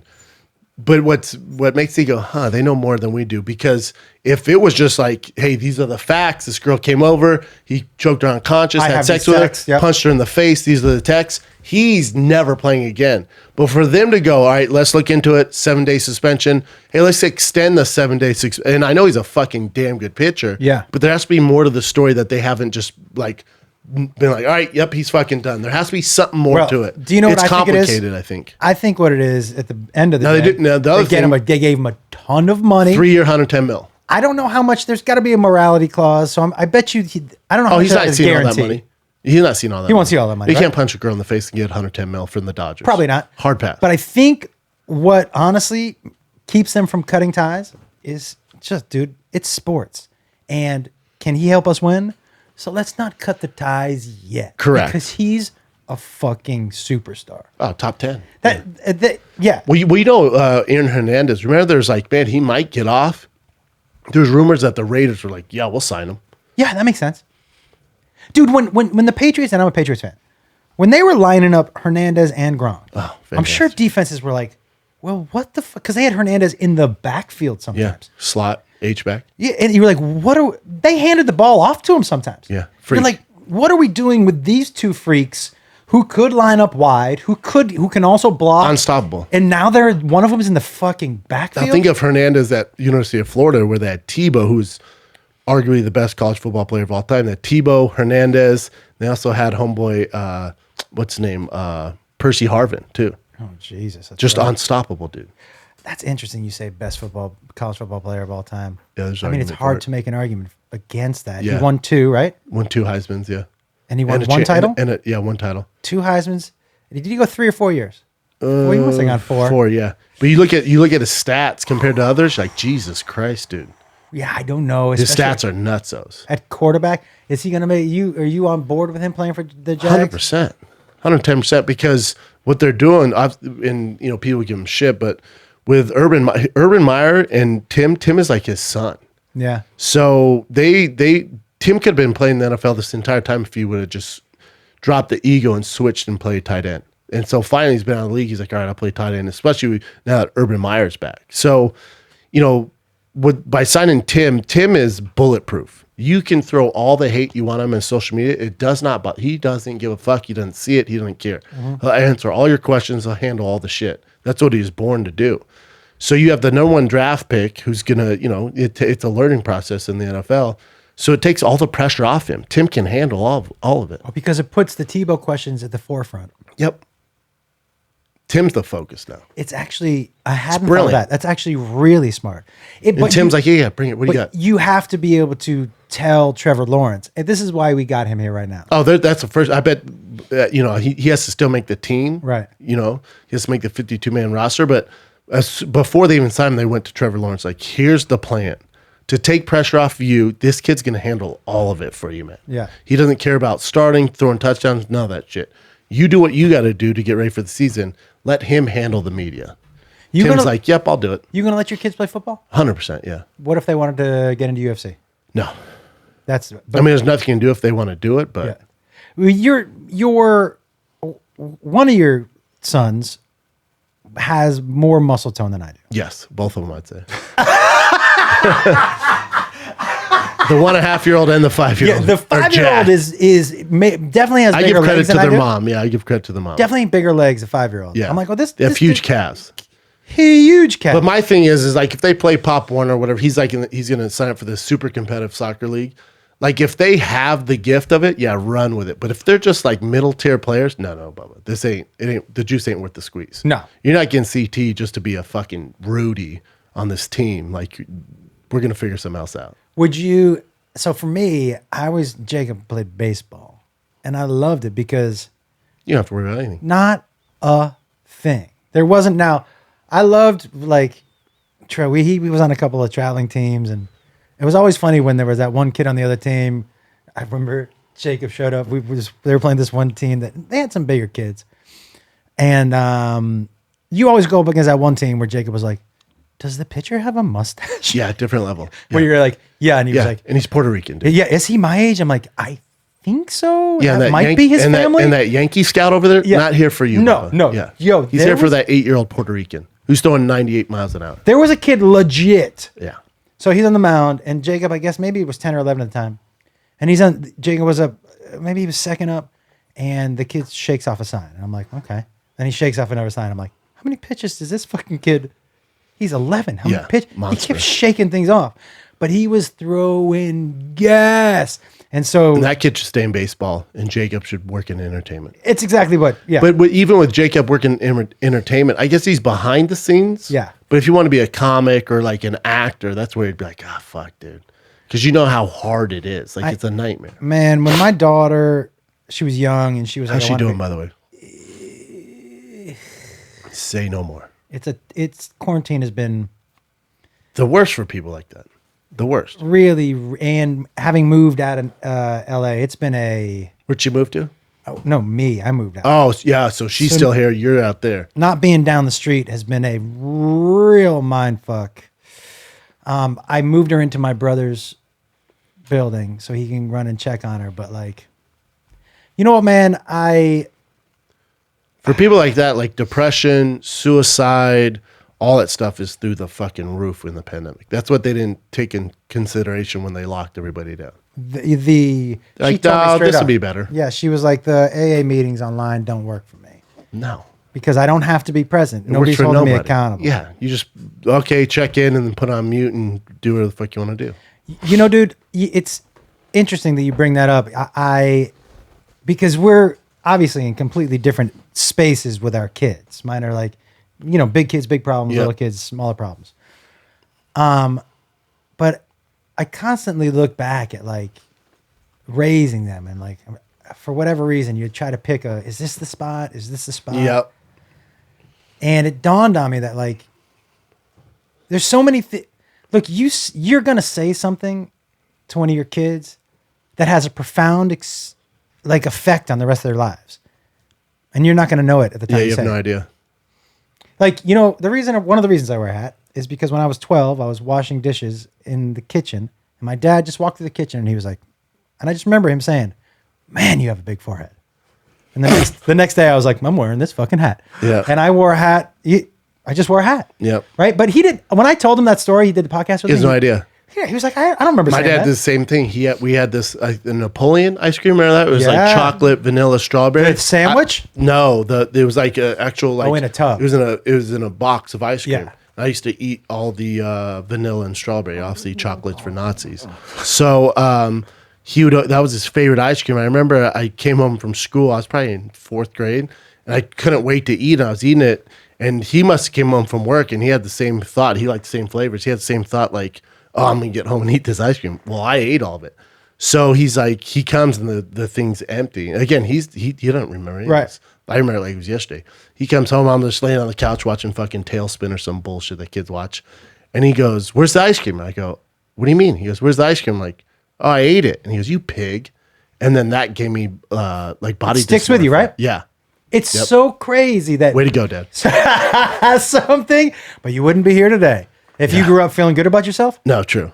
By the way, you picked the two professions that, like, if anyone was like, did Brendan feel good about himself? I don't know. He picked one job where he got punched in the face. With his He picked shirt off. another. Yeah, he picked another one where he got on stage in front of strangers and tried to make them laugh and Nightmare. danced like a monkey. Like, Yeah, nightmare. Yeah, he Yeah. had some issues. Yes. Yeah, horrible issues, yeah. dude. You picked the two jobs Yeah. to feel terrible about yourself physically and mentally. Yeah. So yeah. Crazy. Yeah. Yeah. But I thought about that, man. And so because I started to feel really guilty. Makes sense. Like I watched that show Intervention. I watch all of them, and it's on Vice now. The new ones are on Vice, Yeah. I think. You watch those and you see like when you have a kid or a spouse or somebody who has an addiction, the whole family has an addiction. Yeah. Maybe not to drugs, but they're enablers or the whole family suffering like a motherfucker. And I always look at my girl and go, "Can you imagine if Tiger Boston had an addiction?" She's like, "No, I can't. It'd be a fucking nightmare." Dude. And I go, "I'll tell you right now, I'd be an enabler." And I'm an enabler now. I am. Like my kid asks for something, he probably shouldn't have it. I give it to him. Dude, so all they would I tell don't have that in me. all they would tell me is you can't give her money. You got to not give her money. You can't give her money. And even one of the first things she said to me when we picked her up at rehab was, "You got to stop lending me money. You can't lend me money anymore." But when she calls, and that's my baby girl, and she's like, "I just can't make rent." Done. Paying. There's 0% chance. Zero. Now the experts would tell you that you're making it worse for her. Yeah. Like And she has to hit rock bottom. Like I get that, but as a parent, I don't have that in me to let them hit rock bottom. My mental image of her on the street Not happening. trumps anything else Mm-hmm. you can tell me. And they would say, "What about your mental image of her dead?" And I was like, "But what if me putting her on the street leads to Results that death?" that. And that's what all the parents say on it. And then what they will say is, if you don't put her on the street, it's going to end there anyways. Right? And It's tricky, right? because, dude, Why is it always in Canada? It's always in Yeah. Canada. Well- All the invention, every single one's in Canada now. And the interventions? Every single one's in Canada. I mean, maybe there's a lot. I mean, if I was in Canada just in the cold, I might just sit around and drink and do meth. Yes, man. It It is a nightmare. When you watch those interventions, it's a nightmare, dude. Did you? I can't imagine having a kid on meth, did you read about like in a lot of the rivers in America that the trout, the fish, are getting addicted to meth because people are dumping it down into the toilet? Oh, wow. So they have methy trouts. Oh, damn. Trout trolling. Yeah, the trouts are fucking Just ripped. You know, the bottom of that river is clean, but they're cleaning up. But those are just jacked, no teeth, just swim. I say that all the time when we watch Intervention, someone's on meth or something. Like, I tell you what, meth is tempting, man, because everybody's shredded. I did it one time. Oh, you did meth? One time. Wow. One time. Fuck yeah, dude. So, well, I didn't know it was meth. I was in San Antonio, and I was with some buddies, and he was like, "I'm getting coke," and I was like, this was around the time that I was kind of dabbling in it, just to see if I was gonna like it or not. And so he brought it back, and he was like, "The guy said this is really speedy." And I was like, okay. And I took coke. I mean, who describes that? This one's really, but like not like that wasn't alarming to not you? like as euphoric, but just like yeah, right. It's like, well, I didn't know enough about it. I got this from this drug dealer. The drug dealer says it's really speedy. I'm like, oh, this is probably laced with meth, dude. But I was too young. Yeah, you're like, give me that thing. So we cut a line, and I hit it, and my nose burnt in a way. You know what's up. Well, then, but then I was like, maybe I did it wrong. You're chasing the dragon. Cut another line. Oh, wow. Good for you. So this is how I know meth people don't look great. So we were out at a strip club later that night. And when you're methed out, man, I think you look sweet. You think you look like fucking Tom Cruise. But you're just a sweaty, that thin layer of sweat. Yeah, you look like Val Kilmer in fucking Tombstone. In every part of your body you touch is a little damp. Yeah. You know what I mean? So it's not the hot sweat. No, dude. It's that clammy zombie sweat. I had multiple strippers when I was like, "Can I get a dance?" They were like, "No," and I was like, "Well, I must look pretty." And those girls need money. Yeah, I must look hard pass. But they need money for their meth, and they didn't want any part of my meth. That's they where you're at. They were like, "Nah, you sweaty fuck. Yeah, we don't want any piece of that." They led me out the back door. I mean, you must have been meth the fuck out. Yacked out. At least you didn't have like spots and shit. I was yacked like when they show out. those people on Intervention, it's like, dude. Oh, with the sores? The sores all over their legs, and like, I don't know how it gets there, dude. Dude, the sores are like anytime, and you, dude. like, if I was doing like, if let's say protein powder was like, give me sores on my legs, I'd be like, is that a sore? Yeah, from what? From your protein powder? Like, oh well, I gotta stop the protein powder. Yeah. Are you telling me? Like once I got 6 months in, this is what gets me, dude. I'm not, dude. 4 years later, and you're still fucking with it. You know how good meth must be. By the way, can I just say that first picture doesn't look great? Do you know what I mean? Pre-meth, that one eye. No, there's argument. 4 years later, she actually enhanced her looks. Yeah. but look at Homeboy. Look at fucking the Night Stalker, the far right one, Chin. This guy? Yes. Yeah, dude. That is a. I mean, that's a zombie from The Walking Dead. That's legit. If you were like that's a White Walker. That is legit zombie. But if you told me, hey, there's something that you're doing, and you walked into a doctor and you're like, I have this open sore on my face, like it's a wound, and it's not healing. That's how addictive meth is. Yeah, and you're I'm power just through picking at it all day, and I still look in the mirror. I'm like, not that bad. Yeah, I'm gonna go get some more. It's kind of a gradual. I love how they. But you see how skinny? Like I'm like that's me on the left. I want to look more skinny on the right. And by the way, now it's the only tempting thing for meth. When I hear people say you look kind of methy, I know what they mean, because I'm not that far from the dude on the right. You're pretty far from. I'm not that far from that dude right there. Dude, look at his fucking knees. Also, Diet Coke, Daddy. Just drink the regular Coke, Bubba. The sugar is the least of your concerns. Gary Busey looks great. Yeah, he does look like Gary Busey. Look at Busey. I mean, fun, thick boy on the left, meth on the right. But that is on the left. That's dude. He's a fireman. Like that's a firefighter. Yeah, right. Drug addict on the right. And this also, dude. If I did all the meth in the world, I still wouldn't wear my hat that way. Like you just can't wear your hat that way. No, that is unfortunate. That for sure. The Diet Coke too. You think? I'll go with Diet, man. I don't want all the sugar. But yeah, dude. That's by the way. That's like. I'd be the guy at 7-Eleven's like, really? This is where you're cutting back? This is where you draw the line? The sugar in Coca-Cola? There was a homeless dude who used to hang out in front of the Comedy Store, and I remember I bought him a hot dog once. And I gave it to him, and he was like, nah.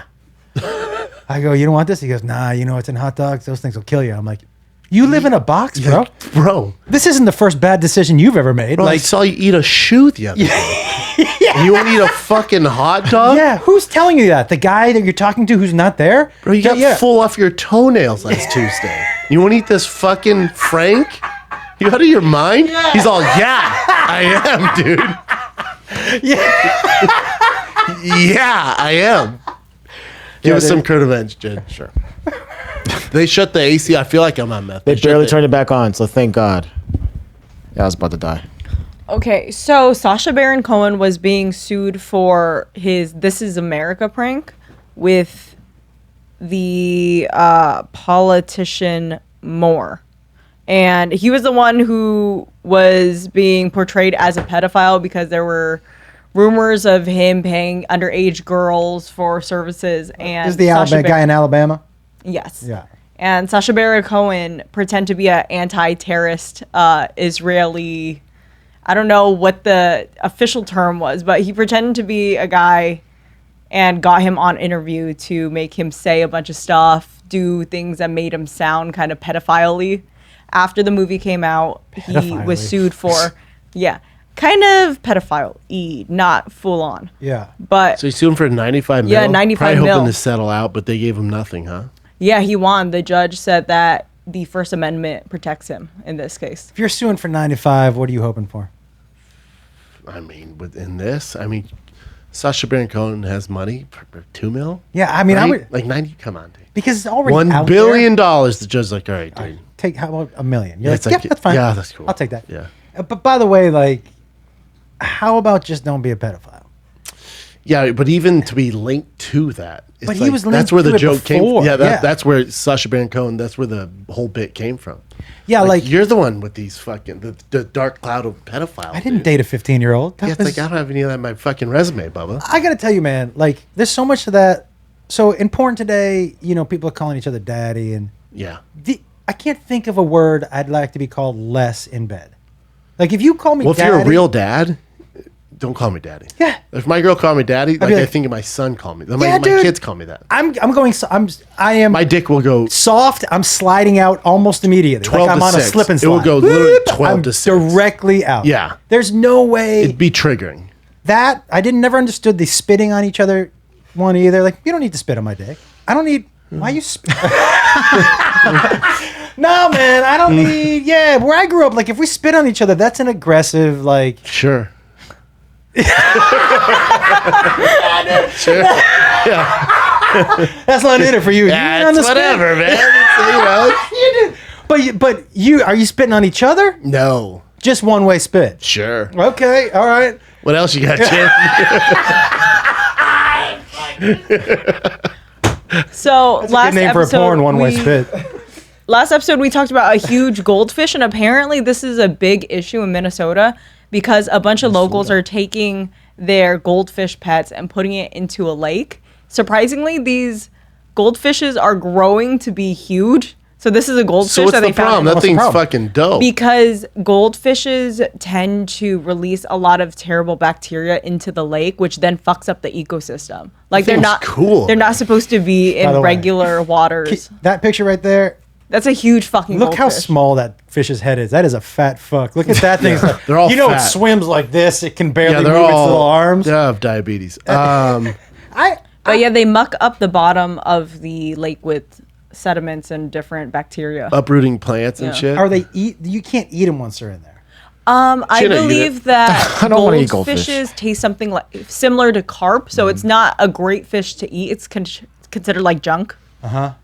And so what can they do? Can you just focus on one type of fish to get rid of it? As How do they do of, I don't know actually. A lot of people now in this particular lake are when they're fishing, they're catching a lot of goldfishes randomly. Yeah. thinking that there's something else. They look fucking sweet. Yeah, And it's a apparently they good-looking- can live up to 25 years. That's a long fucking If time. you if read nobody about- doesn't, if like nobody fishes them or eats them. because they have no predator. Did you don't read know. about the shark that they found in the Arctic that was 500 years old? No. Yo, Oh, is it one of those green land sharks? You know what I'm No, talking about? They look all, dude. they look old as fuck. This from right the here. Jump. Look at that top Yeah, one. it's a That- green. Is it the green? Yeah, it's 512. It But looks- they look 512. yeah. And by the way, this top picture, this one on the top left, that one, its eyes, it looks like one of those felt eyes that you would make, like one of those googly eye. Look at that thing. Yeah, but they look like 1,000 years old. Dude, he's 500 years old. Do they have a picture 500 years old? You know the amount of shit that shark has seen in 500 years? And eaten, and look at that thing.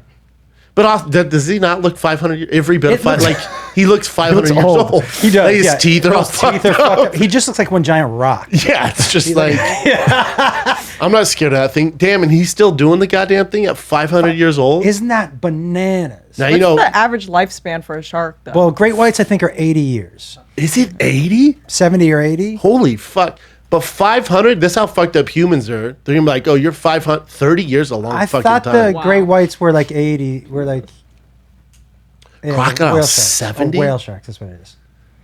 Yeah, But this is how fucked up humans are. That poor shark that's 500 who's like, god damn it, Yeah. they found me. Humans are like, oh, you're 500. Let's see what got him to this. Let's fucking kill him now. That's the and thing. cut him open, see what's going and on. see what's here. gonna work. He's like, what the fuck, dude? Yeah. Yeah, I made it 500 years. Let me tell you what's gonna make it. I'm and these a woke shark, fucks are gonna be like, oh, let's get him out of the water. and let's scrape him off to see how. Yeah, let's cut his fucking eyes out and see what happens. I will. Oh, there it is. Yeah, Like, 70. great whites are. Holy shit, I know they live 70 years. Yeah, dude. But this is the thing, like sharks, alligator, crocodile. These are the thing. These are the ultimate. They're millions of years old, and they've never had to change. Really. Yeah, great white's like the ultimate predator. Where They they- just stay the same. Think about that. A crocodile is a fucking. Have you been dinosaur. watching Shark Week? I have not. You know, I did that show on there for a couple. Yeah, years. I stay on Shark Week, and I was like, they're gonna run out of material. Fucking, I mean, how many times can we see the great white jump out? Like, Yeah. we're gonna do this every year. Like, it's the same fight. I mean, granted they found this one that's 500. That's whatever, but they are switching up because now it used to be just like, oh, shark attacks and blood, and now it's like, actually, they're pretty cool. Yeah. So now there's no cages because what they realized, the last one I was watching last night, is the cages make them aggressive because it's like new to them, and so they're in cages, and now the great whites are fucking swimming fast and trying to get through the cage, and they're like, oh, sharks are so aggressive. Now they've evolved, the Shark Week has, where they're not in cages anymore. They're just straight up normal people swimming with great whites, and they realize that the great whites are chill. They don't view us as food like tiger sharks, great whites, and so it's just the regular camera crew down there. There's fucking 2 giant great whites, and they're just chilling. Yeah. Paul DeGelder was talking about. Well, you know Paul. Yeah. He was talking about that. I still like. I mean, yeah. No. He's shaking his Oh, head. hard pass for me too. But those those people that are balls deep in sharks, it's like, remember you used to see a guy outside the cage like, this guy's a fucking psychopath. He's dead. But now it's like, no, it's actually safer than being in the cage. I have an idea for us. You ready for this? Yep. Okay. I know you like Shark Week. And what is the thing that everybody tunes into Shark Week for? They want to see somebody get mauled or an attack, right? Yeah, but we never see it, right? It's Okay. it's always a reenactment. reenactment, and those suck. But and they're trying to sharks make it real because only like kill- it's like Blair Witch. How many people do sharks kill a year? 10? 15? Sure. Guess who kills thousands of humans every year? Hippos. They should do a hippo. Oh yeah, a Hippo Week. Dude, I would be Thick so Boy, into what a great host for Hippo Week. Dude. Thick Boy. National Geographic. I mean, how holler at many- your boy? yo. Dude, Hippo Week. Hippos and we have video kill- of just people getting fucking mauled by those dope hippos. And you know what then else? you show the babies. Have you seen them run underwater? Oh, fantastic! Those they pin their big little boats, ears back. dude, they catch pin their boats. yeah, dude. You ever seen where the boat's going and the hippo's just like, The hippo's catching on it, and the guy in the boat's like, "Hey, can we go faster?" It's like a movie, dude? It goes if I'm underwater. National Geographic, there's gonna listen to this. Someone in that board means like, hey guys, I Hippo know Week. we're balls deep in sharks. It's getting old. People are tuning out. The ratings can't be good. How about fucking Hippo running Week? underwater. It's nutsos. But not only that, here's what Running? else you get. You get funny Hippo clips. chasing fucking boat.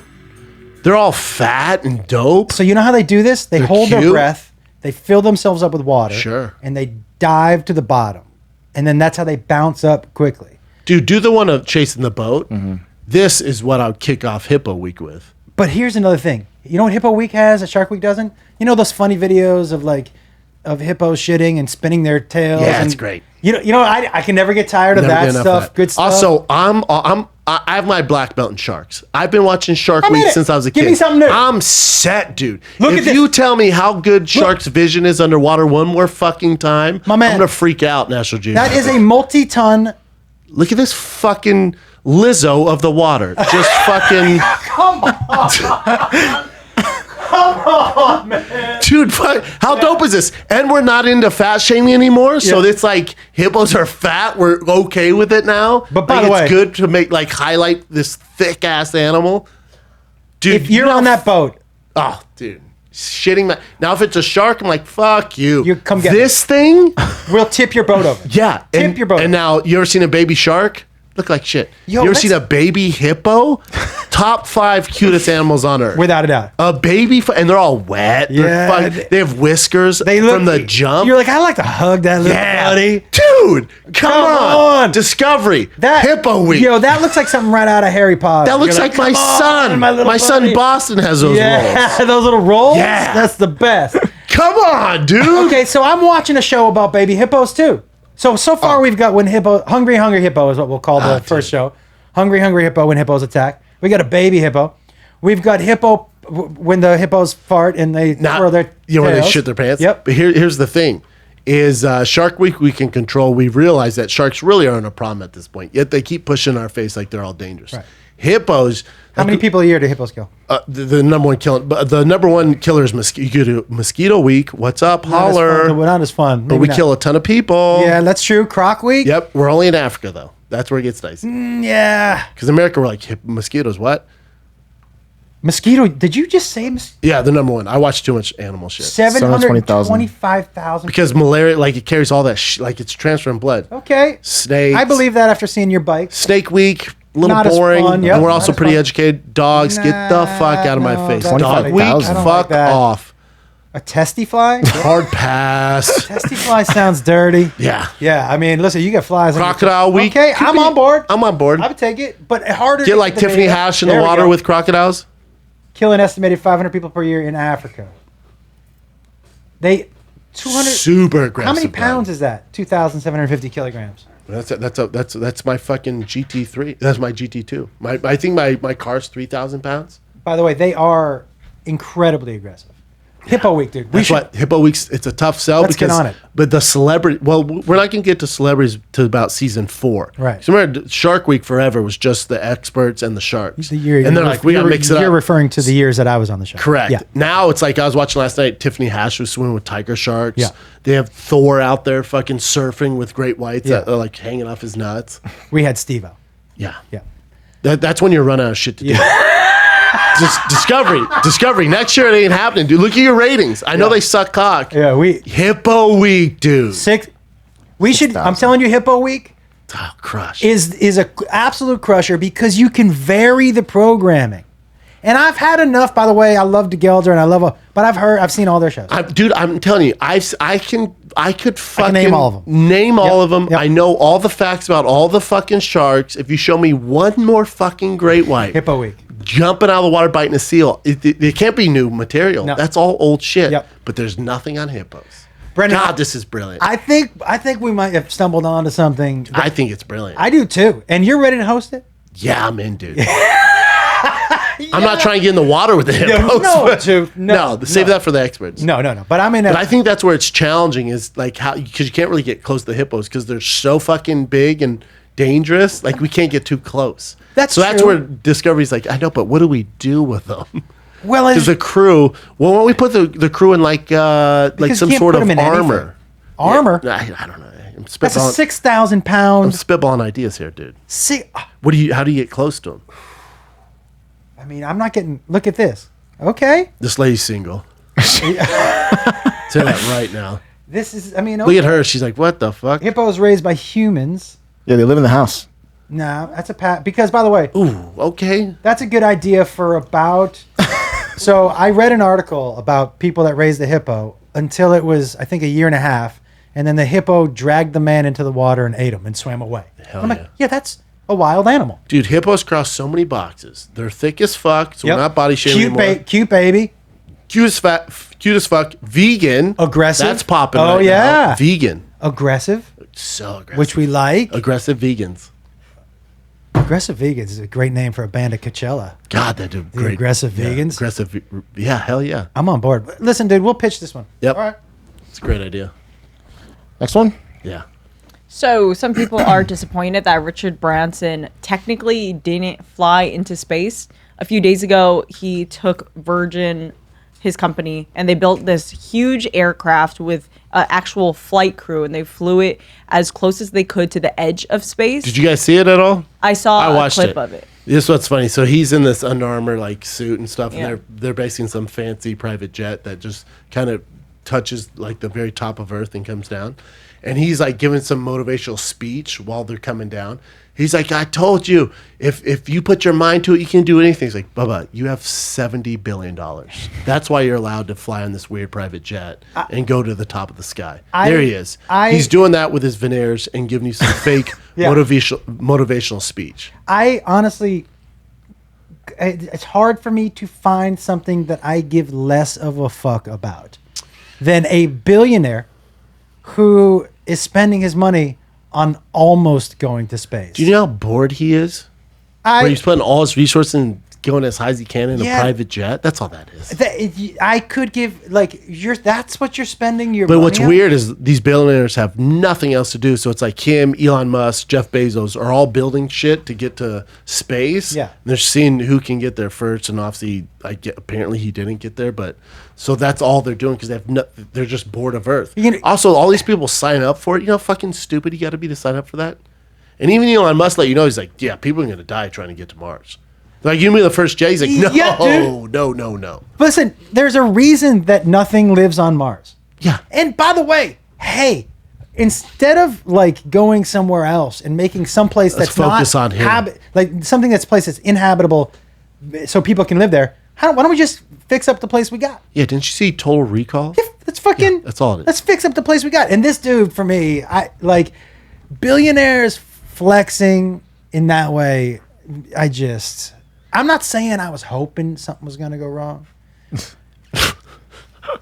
I would have liked But a little. I was like, that's the story. Yeah, I would have liked a little turbulence, But just to get them to be like, "Ooh." Dude, it's the same thing when people they fucking with Steve Jobs. Listen, fuck that guy. Terrible dad. Dude, what he did, genius. But as a person, Terrible person. Did you read the book? Sure did. You talking about Jobs? I remember getting to like chapter 4 and thinking, where's guy. the chapter on cancer? I can't wait to get to that chapter when I know he's going to fucking For die. reals, once you about 4 chapters in, you're like, what a piece of shit. Fuck. And Dude. people like bow down to him like, what? Complete asshole, didn't play well with others, the worst father of all time. And his business partners. The people Fucked everybody. Everybody over. Also, was not a programmer. No. Just was like, hey, I think it'd be dope if we put music in this little device. And then Steve Wozniak was like, all right, I can do that. Yeah. And then would do it while Steve went and partied or walked around barefoot around the city.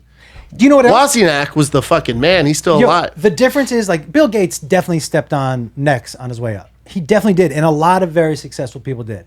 But they all got to a point where they eventually are like, yeah, we're giving back. Like Bill Gates, say whatever you want, you know. His wife gives back, yeah. But he gives back to shut the fuck about COVID, but yeah, sure. Whatever. But he gives back. He hit a point where Steve Jobs was never Neither gave back. does Bezos. It's so Bezos doesn't play that game either. fucking crazy. Like, hey man, you think he could just like donate like $500 million? He's like, nah. But his wife, who got divorced, his wife donates like billions of dollars. But Jeff never entertained What's $500 million to him? Is that like $20 to me and you? It's like a Snickers bar for us. They said he's so rich that like if he dropped like $100 and was like, oh fuck, and bent down to get it, it would cost him more money the time of him bending down. Do you know there was? I was on. So when Spade's show Lights Out was on, and What a great show! I can't believe they canceled. it was a great show. His show on Netflix got canceled too. Got canceled too, yeah. And so, let's just talk about the shows that Spade was on that got canceled. There's a lot of them. I love Spade. He's a fucking. And by the way, You don't that's not a realize how knock on Spade. you don't realize how talented he is. Those Saturday, like the original Saturday Night Live guys, until you're around them. And I saw him doing the monologue and like being the captain of the ship. Like, holy fuck, this dude is talented. And not only that, holy fuck. If you tell me a lot of his shows he's been on have been canceled, what I would tell you is that just means he's been on a lot of shows. Correct. Every show gets canceled eventually. Correct. Also, if that show didn't get picked up, which it probably should have, but if that show didn't get picked up with him at the helm, that show ain't gonna work. No, there's nobody like you could have anybody. He in was there. so good. He's so good. But and I didn't realize how talented he was until I was on that show 7 times or whatever it was. And when I was on there, every time I was just blown away how talented he was. You know what guys like that are really good at? and I will tell you, Chelsea was good at this too. I'm sure. What she was really good at is, look, they're there to anchor it, right? But the best shows are when they aren't the ones who have to be funny. Yep. That their egos didn't get in the way of how the show was going to run. Now they both had the capability that if the chemistry just isn't working, They can take over. I can come crush. They always have that. But I'm going to let you, and he was genius at that. Yep. He would just let you crush, and he would fucking drop in a home run every now and then. But if the show was going well, it was going well. I remember that on mine, it was like me and one other comic. Then the third person was like this TikTok or whatever, and he didn't book it. And he came to my green room and was like, hey, listen, so there's you and another comic.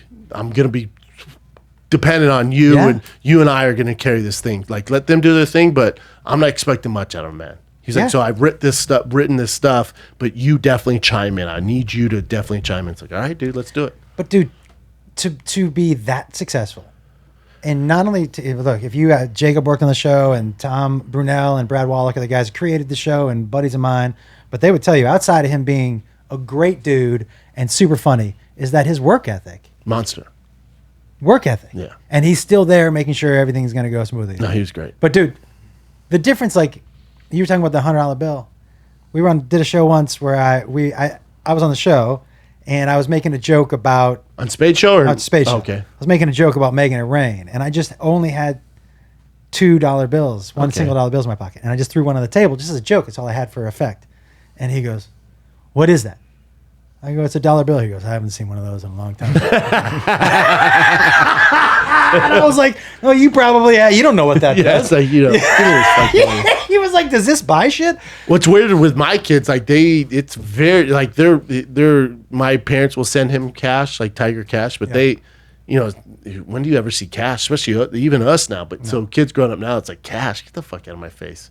Get your card out, dude. We used to for Jaga, because we would buy if I was going to give him $250, I would give it to him all in ones, because when you're younger and you just have 250, They think you're a millionaire. you're just fucking throwing it around. You're making it rain in your bedroom. Like, it was a good time. It's 'Cause weird they're too. dumb. Like when I wanted, they're dumb. Yeah, when, they don't when, fuck when shit, I was a they're kid, dumb. when I wanted a toy, right? I'd see a commercial or something. The Toys R Us in my town might have it, but if they didn't, all right, dude. yeah. You're not gonna find that now with Amazon. My son see a toy, you can go to Amazon, click, shows up either that day or the next fucking day. I'm like, you have no idea how good you have it, Dude. Or video games, like we'll see a commercial for a video game on his little fucking Switch, dude. You don't go and buy the game. You don't go to GameStop and get a dope game, which was the best experience Yeah, ever. yeah. We literally just click on the new app, go to the game, download it. It's right there. Like, you have no fucking clue, dude. Yo, when we grew up, so we had no money, and I'm Jewish, and so when my dad, like for Hanukkah, sometimes I didn't get 8 different toys. I just got one toy broken up into 8 bits. I'm like, so this is one wheel. I'm assuming that Yeah. the next night I'm going to get another wheel. You got Legos. Yeah. I was like, so 8 Legos. Yeah. We're just putting this together, and it's going to be one car. Yeah, Got you it. just give it all at once. and Yeah. just sucks Let's piece get by this over piece, with, Dad. Yeah. What else you got, Jen? There you go. Okay, so there's a video of the rapper DaBaby. He gets out of I his did. Sprinter, and there are 2 kids trying to sell him candy. And they see that it's DaBaby. It's a very famous rapper, and they try to upsell him. They're selling Gushers and I think fruit roll-ups. Ooh. And one of the guys say that he's selling the whole box for $200. The other guy says that he's selling his box And they're for kids? $400. Yeah. They're teenagers. They're Okay. old enough to know better. Who he is. But basically, DaBaby says, me "Here, see I'll it. buy it, one of them from each."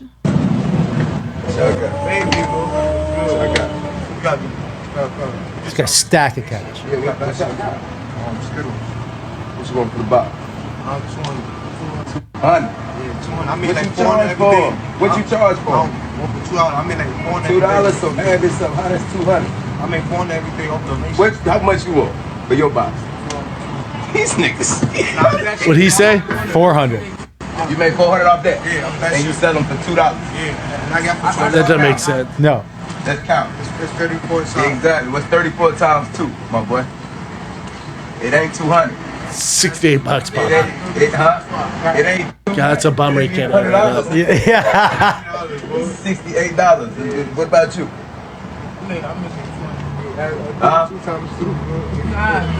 See, y'all, see, look, see. Yeah. You give me 1, 2. What, they $2 a piece? $1 each, I bet. You gotta use your head, man. You trying to play, man. I was gonna bless you anyway. You done got the 200. Now you got $2. Y'all be good. Love. Y'all be good. Yeah. Look, they got me fucked up. My back roll back in the bag. My shit up. They got me fucked up, nigga. I used to sell candy too, nigga. I know how this shit go. They ask all the teachers. I love him. Yo, he was ready to give them $200. He was gonna hook him up, but they got greedy. Yeah. But then he was like, "How much? $2. How much you got in the bag? 34. How much is that?" And then that long He was blank all- stare. Yeah. He's like $68, my man. You fucked up. Yeah. And I was gonna hook you up, but That's a good. I always, by the way, if there's always somebody who's like, "Hey, out in front of the grocery store, trying to get to Washington," I'm like, I don't need the store. yeah, I'm like, dude, just How much? stop. Just what do you got? Yeah, I look. Have you ever done any kind of cold sales like that? Oh yeah, I used to sell supplements door to door. So that It's a tough is gig. a tough gig. So It's if I see embarrassing, too. so if I see somebody, if you get the balls to ask strangers to give you money, Takes I'm the gonna balls. give. I'm Yeah, gonna me give you a too. little money. I'm gonna give you a too. little money. For me. It's getting hyphy. What else you got? Hyphy, wow, look at you. Oh wow, Bay Area stuff, right? Yeah, That's Bay Area stuff. There's a festival, the Cherry Festival, and you know those carnival rides, fair rides? They kind of Fairs? mess up every Did now you and see then. that one? Yeah, that's the one we're talking about. Check how scary this shit Seen is. this? Dude. And the people that actually helped are pretty badass. Yeah, Yeah. watch So this. watch. Oh shit, that was called the Rainbow at Elitch Garden. Look at it shake. Look at that dude trying to hold the fence. Like That's the he's gonna- worker. Here's another angle. That is so frightening. I don't know how the fuck you get off. But see how it's like almost tipping over a little bit? right there. There, yeah, right? Oh So shit. that badass goes up there, and all these people that are super brave, they actually like hold it and jump on it.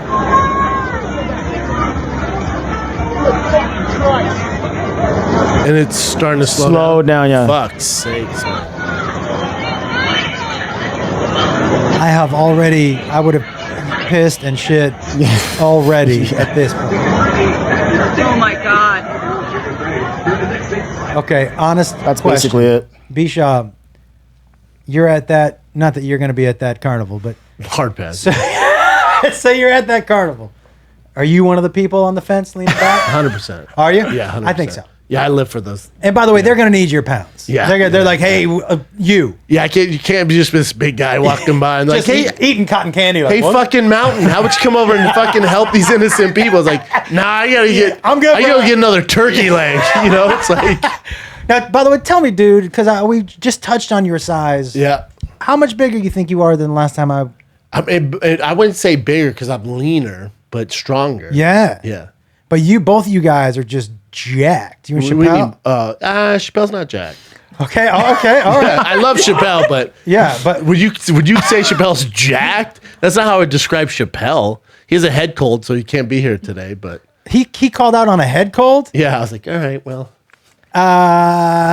He looks like he's I bulking. haven't missed a I show in wouldn't say 7 jacked. years, but that's yeah, fine. dude, that's like Terrell Davis with his. Come on, dude, it's the Super Bowl. Yeah. Get in there. Get in there. I know you got migraines, but get in there. Get in the Yeah, fucking get in there. So okay, Yeah. did you tell him? Hey, I don't need you to come in today. Why? You feel like you have a head cold. Yeah. You should. Yeah, that's a power move. I wouldn't say he's jacked. He he's gotten way stronger. Like he's been to 315 for 5 What's now. your gains right now? Like, where are you at? I don't know where I really started because I grew up in gyms like that, and then I took just a long time off. I was just riding my bike forever, and I still ride my bike, but not like I used to. So then I found this gym, Zoo Culture, right by my house, and just got back into it. And so I don't know where I start from, but like I'm the strongest I've ever been. Like bench Really? 425, deadlift 600, 600. and for no reason. God. Yeah, that was my next question. Like, No where reason. where you just take- something to do. Yeah, Just something to do. yeah. I read books. I read books too, Yeah, but I'm I just can only kidding. I don't read read so many- just something to do. Yeah, Yeah. That's why Eric Griffin says, he goes, I see you, man. You're crazy strong. He goes, Yeah. why though? Yeah. What's He's like, does it help you on stage? I'm like, break this mic? yeah, I don't know, dude. It's just some, you I- can do both. I have gotten back in the gym. You can do stand up and be healthy. Yeah. Yeah. Well, I took about a year off from the gym, which wasn't good because I got down to my Auschwitz weight. Yep. But Spine started showing out the back. dude, I didn't realize, because you see yourself gradually. Yeah. It saw- just doesn't happen overnight. I saw a picture of myself just from 5 months ago. And I'm lighter than maybe I was a year and a half ago. But I don't know if I'll ever put that weight back on, dude, because it took me, I'm a naturally thin dude. It took me 12 years to get up to build that 178 pounds. So when I lost it at my age, You look like a baby stegosaurus at the yeah, back. dude, and I'm not gaining that muscle back. At your my age is tough. Matthew McConaughey talks about it, how, he was always with his shirt off running Yeah. shit and throwing out the Texas Longhorns and stuff. And then we did Dallas Buyers Club. He's a man with AIDS. So he lost all this weight. He's like, it fucked my body. Like, he's like, I can't get back. I can't to get back mass at either. my age. I can't get it back. No, I can't It's either. like, yeah, but dude, call up the guy who's doing the Thor's diet or the Rocks and just do what he's doing. And by the way, I don't let McConaughey. I mean, it's not like he's not doing peptides and HGH. Yeah, but just do TRT and get the muscle back, McConaughey. What- Also run for governor. but what does peptides do exactly? What are they? That's not like a. No, they definitely are. Peptides in that same family, for sure. Is that more of a recovery thing? No, there's peptides that have testosterone. Like, So would you do peptides and TRT or one or the other? you could. It depends what you're going for. How old are you? 38. You're the strongest you've ever been. Yeah, it seems like it'd be natural. What else you got, Chip? Oh, sweet kicks, by the way, bro. Oh yeah, these are dope. Yeah, I've been that. By the way, the Nike is a rabbit hole that Puma did not send me down. Yeah. That I find myself looking for shoes now that I just never did that before. Nike's been making dope shoes for a hot second, so it's a long rabbit hole. But there's so many different styles. I didn't think and I would like this collabs. style. Yeah, the Air Max, those are fucking Air Max 90s are great. Yeah, Great. and especially from like my age, at first I was like, these are comfortable. Yeah, those are great. Yeah, I feel those are like an dope. old fucking Filipino nurse looking for a comfortable shoe. Got anything else, Jen? Yeah, this is a really cool thing in a cricket match. Look at this girl, how she recovered this ball. Long off and long on. Watch. Why she? How crazy is that? Don't have a glove or nothing? That's the wow. I guess that's cricket's rules. They Yeah, don't no have gloves. Yeah. So we played as a kid. But if she went Oh, yeah, out, 'cause you gotta it'd been stay in over. Yeah. bounds. She threw it up and then went back in and dived for it. I gotta tell you, I've never been so excited about something I didn't know anything about. Like I don't actually know what just happened, but it looked fucking great. Looked dope, right? It's all Yeah. right. Really? Yeah. Those matches though, Come can go on, dude. they can go days. Like cricket matches Yeah, can go cricket's terrible. Yeah, I know it's huge in India, and I get it. It's big. I don't give a fuck. I don't understand. But also, that was like, I mean, it's not like Sammy Sosa hit the ball fucking 500 feet in the air and then she Yeah. like caught it, and then she was all. "Ooh, ooh." It's pretty athletic though to have. I mean, it wasn't even fast. Oh my God. I mean, Like she but- was all. dude, to have the presence of mind to throw it back, tap, and throw it back in. Yeah, I mean it's her job. It's cricket. I'm just not impressed. I don't Really? Yeah, no. I Wow. thought that was. I thought that was pretty- super cool. Yeah, I think that was pretty good. Well, maybe you like yeah, this. It's not as impressive as a baby cow. I know this is one of this supposedly the world's smallest cow. He's a full Check him grown out. cow. No, that's the thing. So it's like a dwarf. It's like 23 months, I think. Look at those eyes. Oh, though. it's a mini me. He has the head though, like a regular cow. And it's like he's like all the talk in the small town. people, big world family. Yes, exactly. Why does that cow look like a tiny buffalo? Well, he has some. But that's an appetizer right there. What that cow is. That cow. You know what? He has the power. He has the power butt too. Yeah. Yeah. Like little people have power butts. Like you've never seen a flat ass little person. They all have asses for days. He said that It's all forever. condensed, so you're not gonna have like even That is stereotype. Not even super Asian true. small people have flat asses. Like even the Asian small people just have fucking You just talking about just regular Asian people. like a lot of Asian people have flat asses. Yes. I Yeah. mean, it is what it is. There's a lot of white people with flat asses. Yeah. But then the all small people have fat asses, dude. I guess I hadn't thought about that, but that does seem. I've given a lot of thought. I might have to call Brad Williams. He has an ass. Just be like, send me a picture of your ass. Yeah. That'd be a weird He's request. cheeked up. Is he? Oh yeah. There's no flat ass small people. It's just not. It just, I mean, That actually this- seems like a pretty. Now that I'm thinking about it, it's pretty science. absolute rule. It's science, dude. This, Is that it? Oh, yeah, that's it.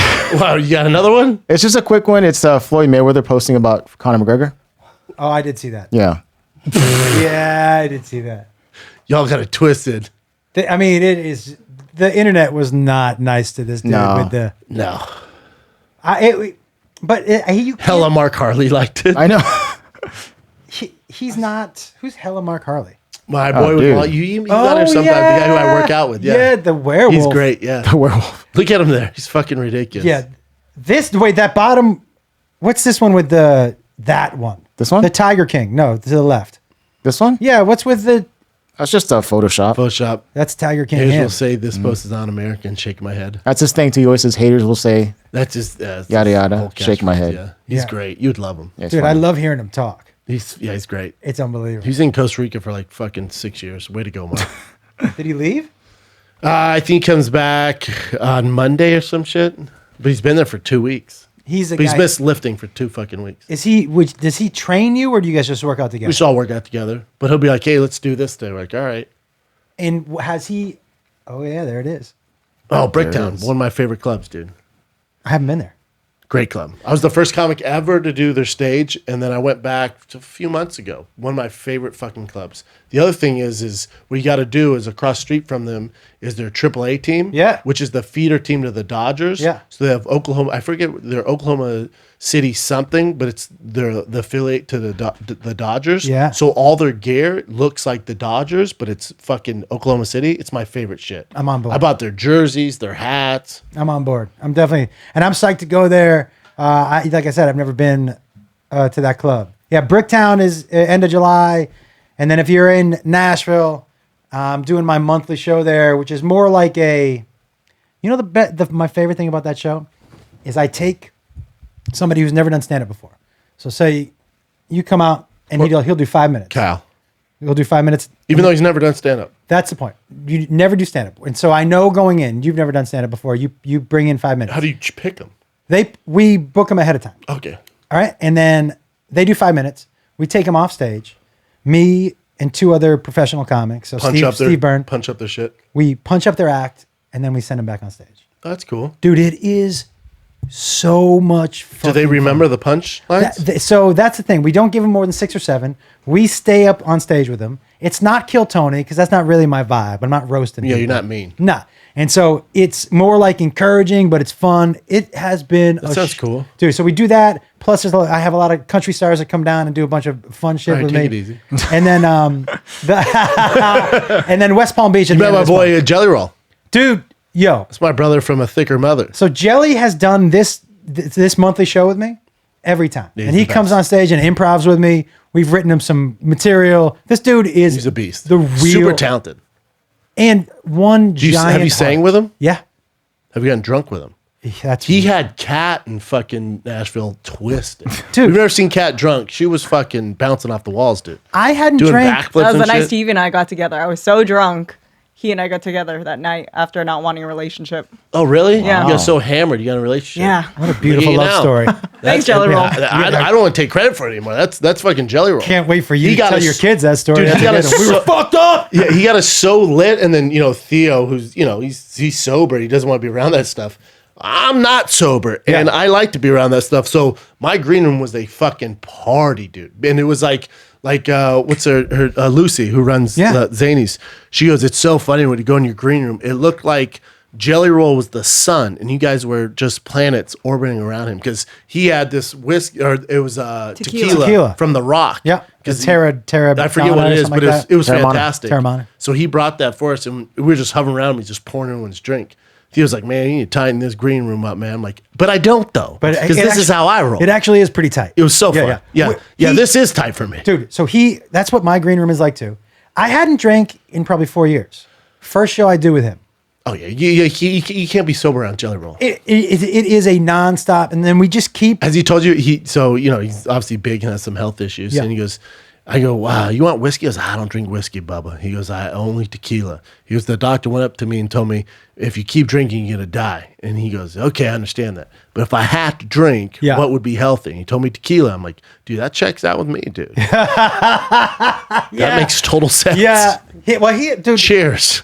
I've never seen anyone put it away. So we did. I did. He called me once. He was like, "Hey, you got a couple minutes? Will you come in and pop and do a little bit of my music video?" And I was like, "Yeah." It was right near my house at Santa's Pub. Yep.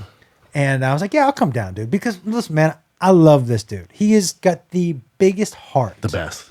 He's just like, just a big-hearted dude. And so talented. So talented. So He's we go down blowing there. up, dude. We're- I'm- Blowing up. He sold out the Ryman in 20 minutes, man. Oh, yeah. So we go down there. We're shooting the video, and we're sitting at the bar for part of the video. And so part of the video is a bunch of us are doing shots, and he's taking a pull off of a bottle of tequila. By pull, you mean drinking half the bottle. Yeah. Yes. So in music videos, tequila is water, not in his. No. Why would you? My man, no joke, took down half of the bottle, and the guy who shot it goes, "Hey, we didn't get that one. We got to do this shot one more time." He's all for it. And he was like, "Okay." Yeah. But I was like, "Dude, you have 6 hours left." He's like, "Yeah." Yeah, he doesn't give a fuck. But he can drink like I can smoke. Yeah. Yeah, he's the best. It's a nonstop. He's going to do one of the fight campaigns. He saw fight campaign, he texted, he goes, next fight campaign, I'm fucking there. He'd fly out for it. Yeah, I know. That's why I told him. I was like, yeah, if you want to come, dude, He'd fly out. more than welcome. Dude, the only complaint I have about Nashville is the weed. Is it not good? It's not legal, so it means you got to buy. You probably never bought drugs from a drug dealer. No, no. Anybody ever? Okay, so Makes sense. my least favorite thing about buying drugs from a drug dealer is that you had to sit down on the couch and talk to them for a half an hour before they would give you. You're like, yeah, okay, let me see you play Call of Duty. Travis. You know what I mean? You're just like fucking whatever, and you're Like, basic. dude, just give me the fucking goods. Daddy. And let me get the fuck out. But not, and so, and the weed comes in sandwich bags like I'm in high school. I'm like, listen, bro, Yeah, it's not LA, dude. No. We can walk into basically an Apple store and get the best Yeah. weed in the world. an Apple store is Yeah. right. Yeah, an Apple store for weed. Yeah. But I've enjoyed it, man. And guys, come check out the shows on the road. And the guitar stuff has been going so. I just shot an hour and a half. I was like, I'm going to do every song. And then so I sold out 2 shows at Zany's, and I did every single one of them. And I had like an hour and a half. Oh, damn. And it just was a fuck. The very first, I do a song about a dude with man boobs, so I hired a dude with big titties to dance behind me. Hell yeah. And so he was dancing shirtless behind me and did it in front His of big what? tits. Huge tits. And did it with in front of somebody in the audience. This is not scripted. And the guy in the audience stood up and put the tit in his mouth. Hell yeah. And I filmed it. I'm like, that was, Yeah. Fuck yeah. but it was the first song. I'm like, I can't follow this. Yeah, like, ooh, Did okay. just It's all downhill did a from there. stranger just lick another dude's Sucking nipple? on some tits. Yeah, that's exactly. By the way, that's what I said. I go, bro, did you just suck a Suck a titty? tit, yeah. And he was like, yeah. Double D. Yeah. Double D. Yeah, as in the damn. A man double D's heavy, dude. Strong. Heavy. That's a heavy titty. That's a heavy. That's- and you know what it's it like is? the man's skin is thick. That's too. a Fight Club titty. You remember what was yeah. that good? Yeah. That's meatloaf. That's meatloaf Yeah. titty. That's Crying in his chest? Yeah. Yeah. That's one of those meaty. Yeah, just heavy heavy tits, dude. Ugh. I am LA for shows this Friday and Saturday. Eric Griffin will be with me on Friday. First show is already sold out. Second show, 5 tickets left. Where is that? Haha's is like Toluca Hollywood. Lake, right? North Hollywood. North Hollywood, Toluca Lake area. And then Saturday is me and Chris DiStefano. So Chrissy D and myself will be there Saturday. Shows are at 8 and 10 this Saturday. Me and the squad, Shab and Friends. Haha's in Los Angeles. And then Tacoma, Washington, end of the month, 29th through the 31st. Great Tacoma, club. Washington. Yeah, great club. Chappelle, Laces Out Lacey's, and David Lucas will be with me there. And then North Carolina, August 19th, 21st. La Jolla, California. Still waiting for your girl Emily to send me the tickets for the link to the tickets. That's San Diego's Comedy Store, La Jolla, August 27th, 29th. San Jose, September 9th, 11th. The Big Boy, San Antonio Bud Light Event Center, September 24th, 25th. Then Denver, Vegas, and Honolulu, Hawaii. Get tickets, fatkz.com or thickboy.com. All right, kids. Josh, love you, man. Buddy, thank I always you for want to tell having you this, man. You know, last year, the show went through some shit with Brian being gone. You're the only guy who stepped up to the plate. So I'm forever grateful for you, man. I love Listen, you. dude. Special place. I appreciate it, man. And I will tell you this. I consider you to be a good friend of mine. Super close. So zero fucks what other people had to say Yep. or anything like that. Yep.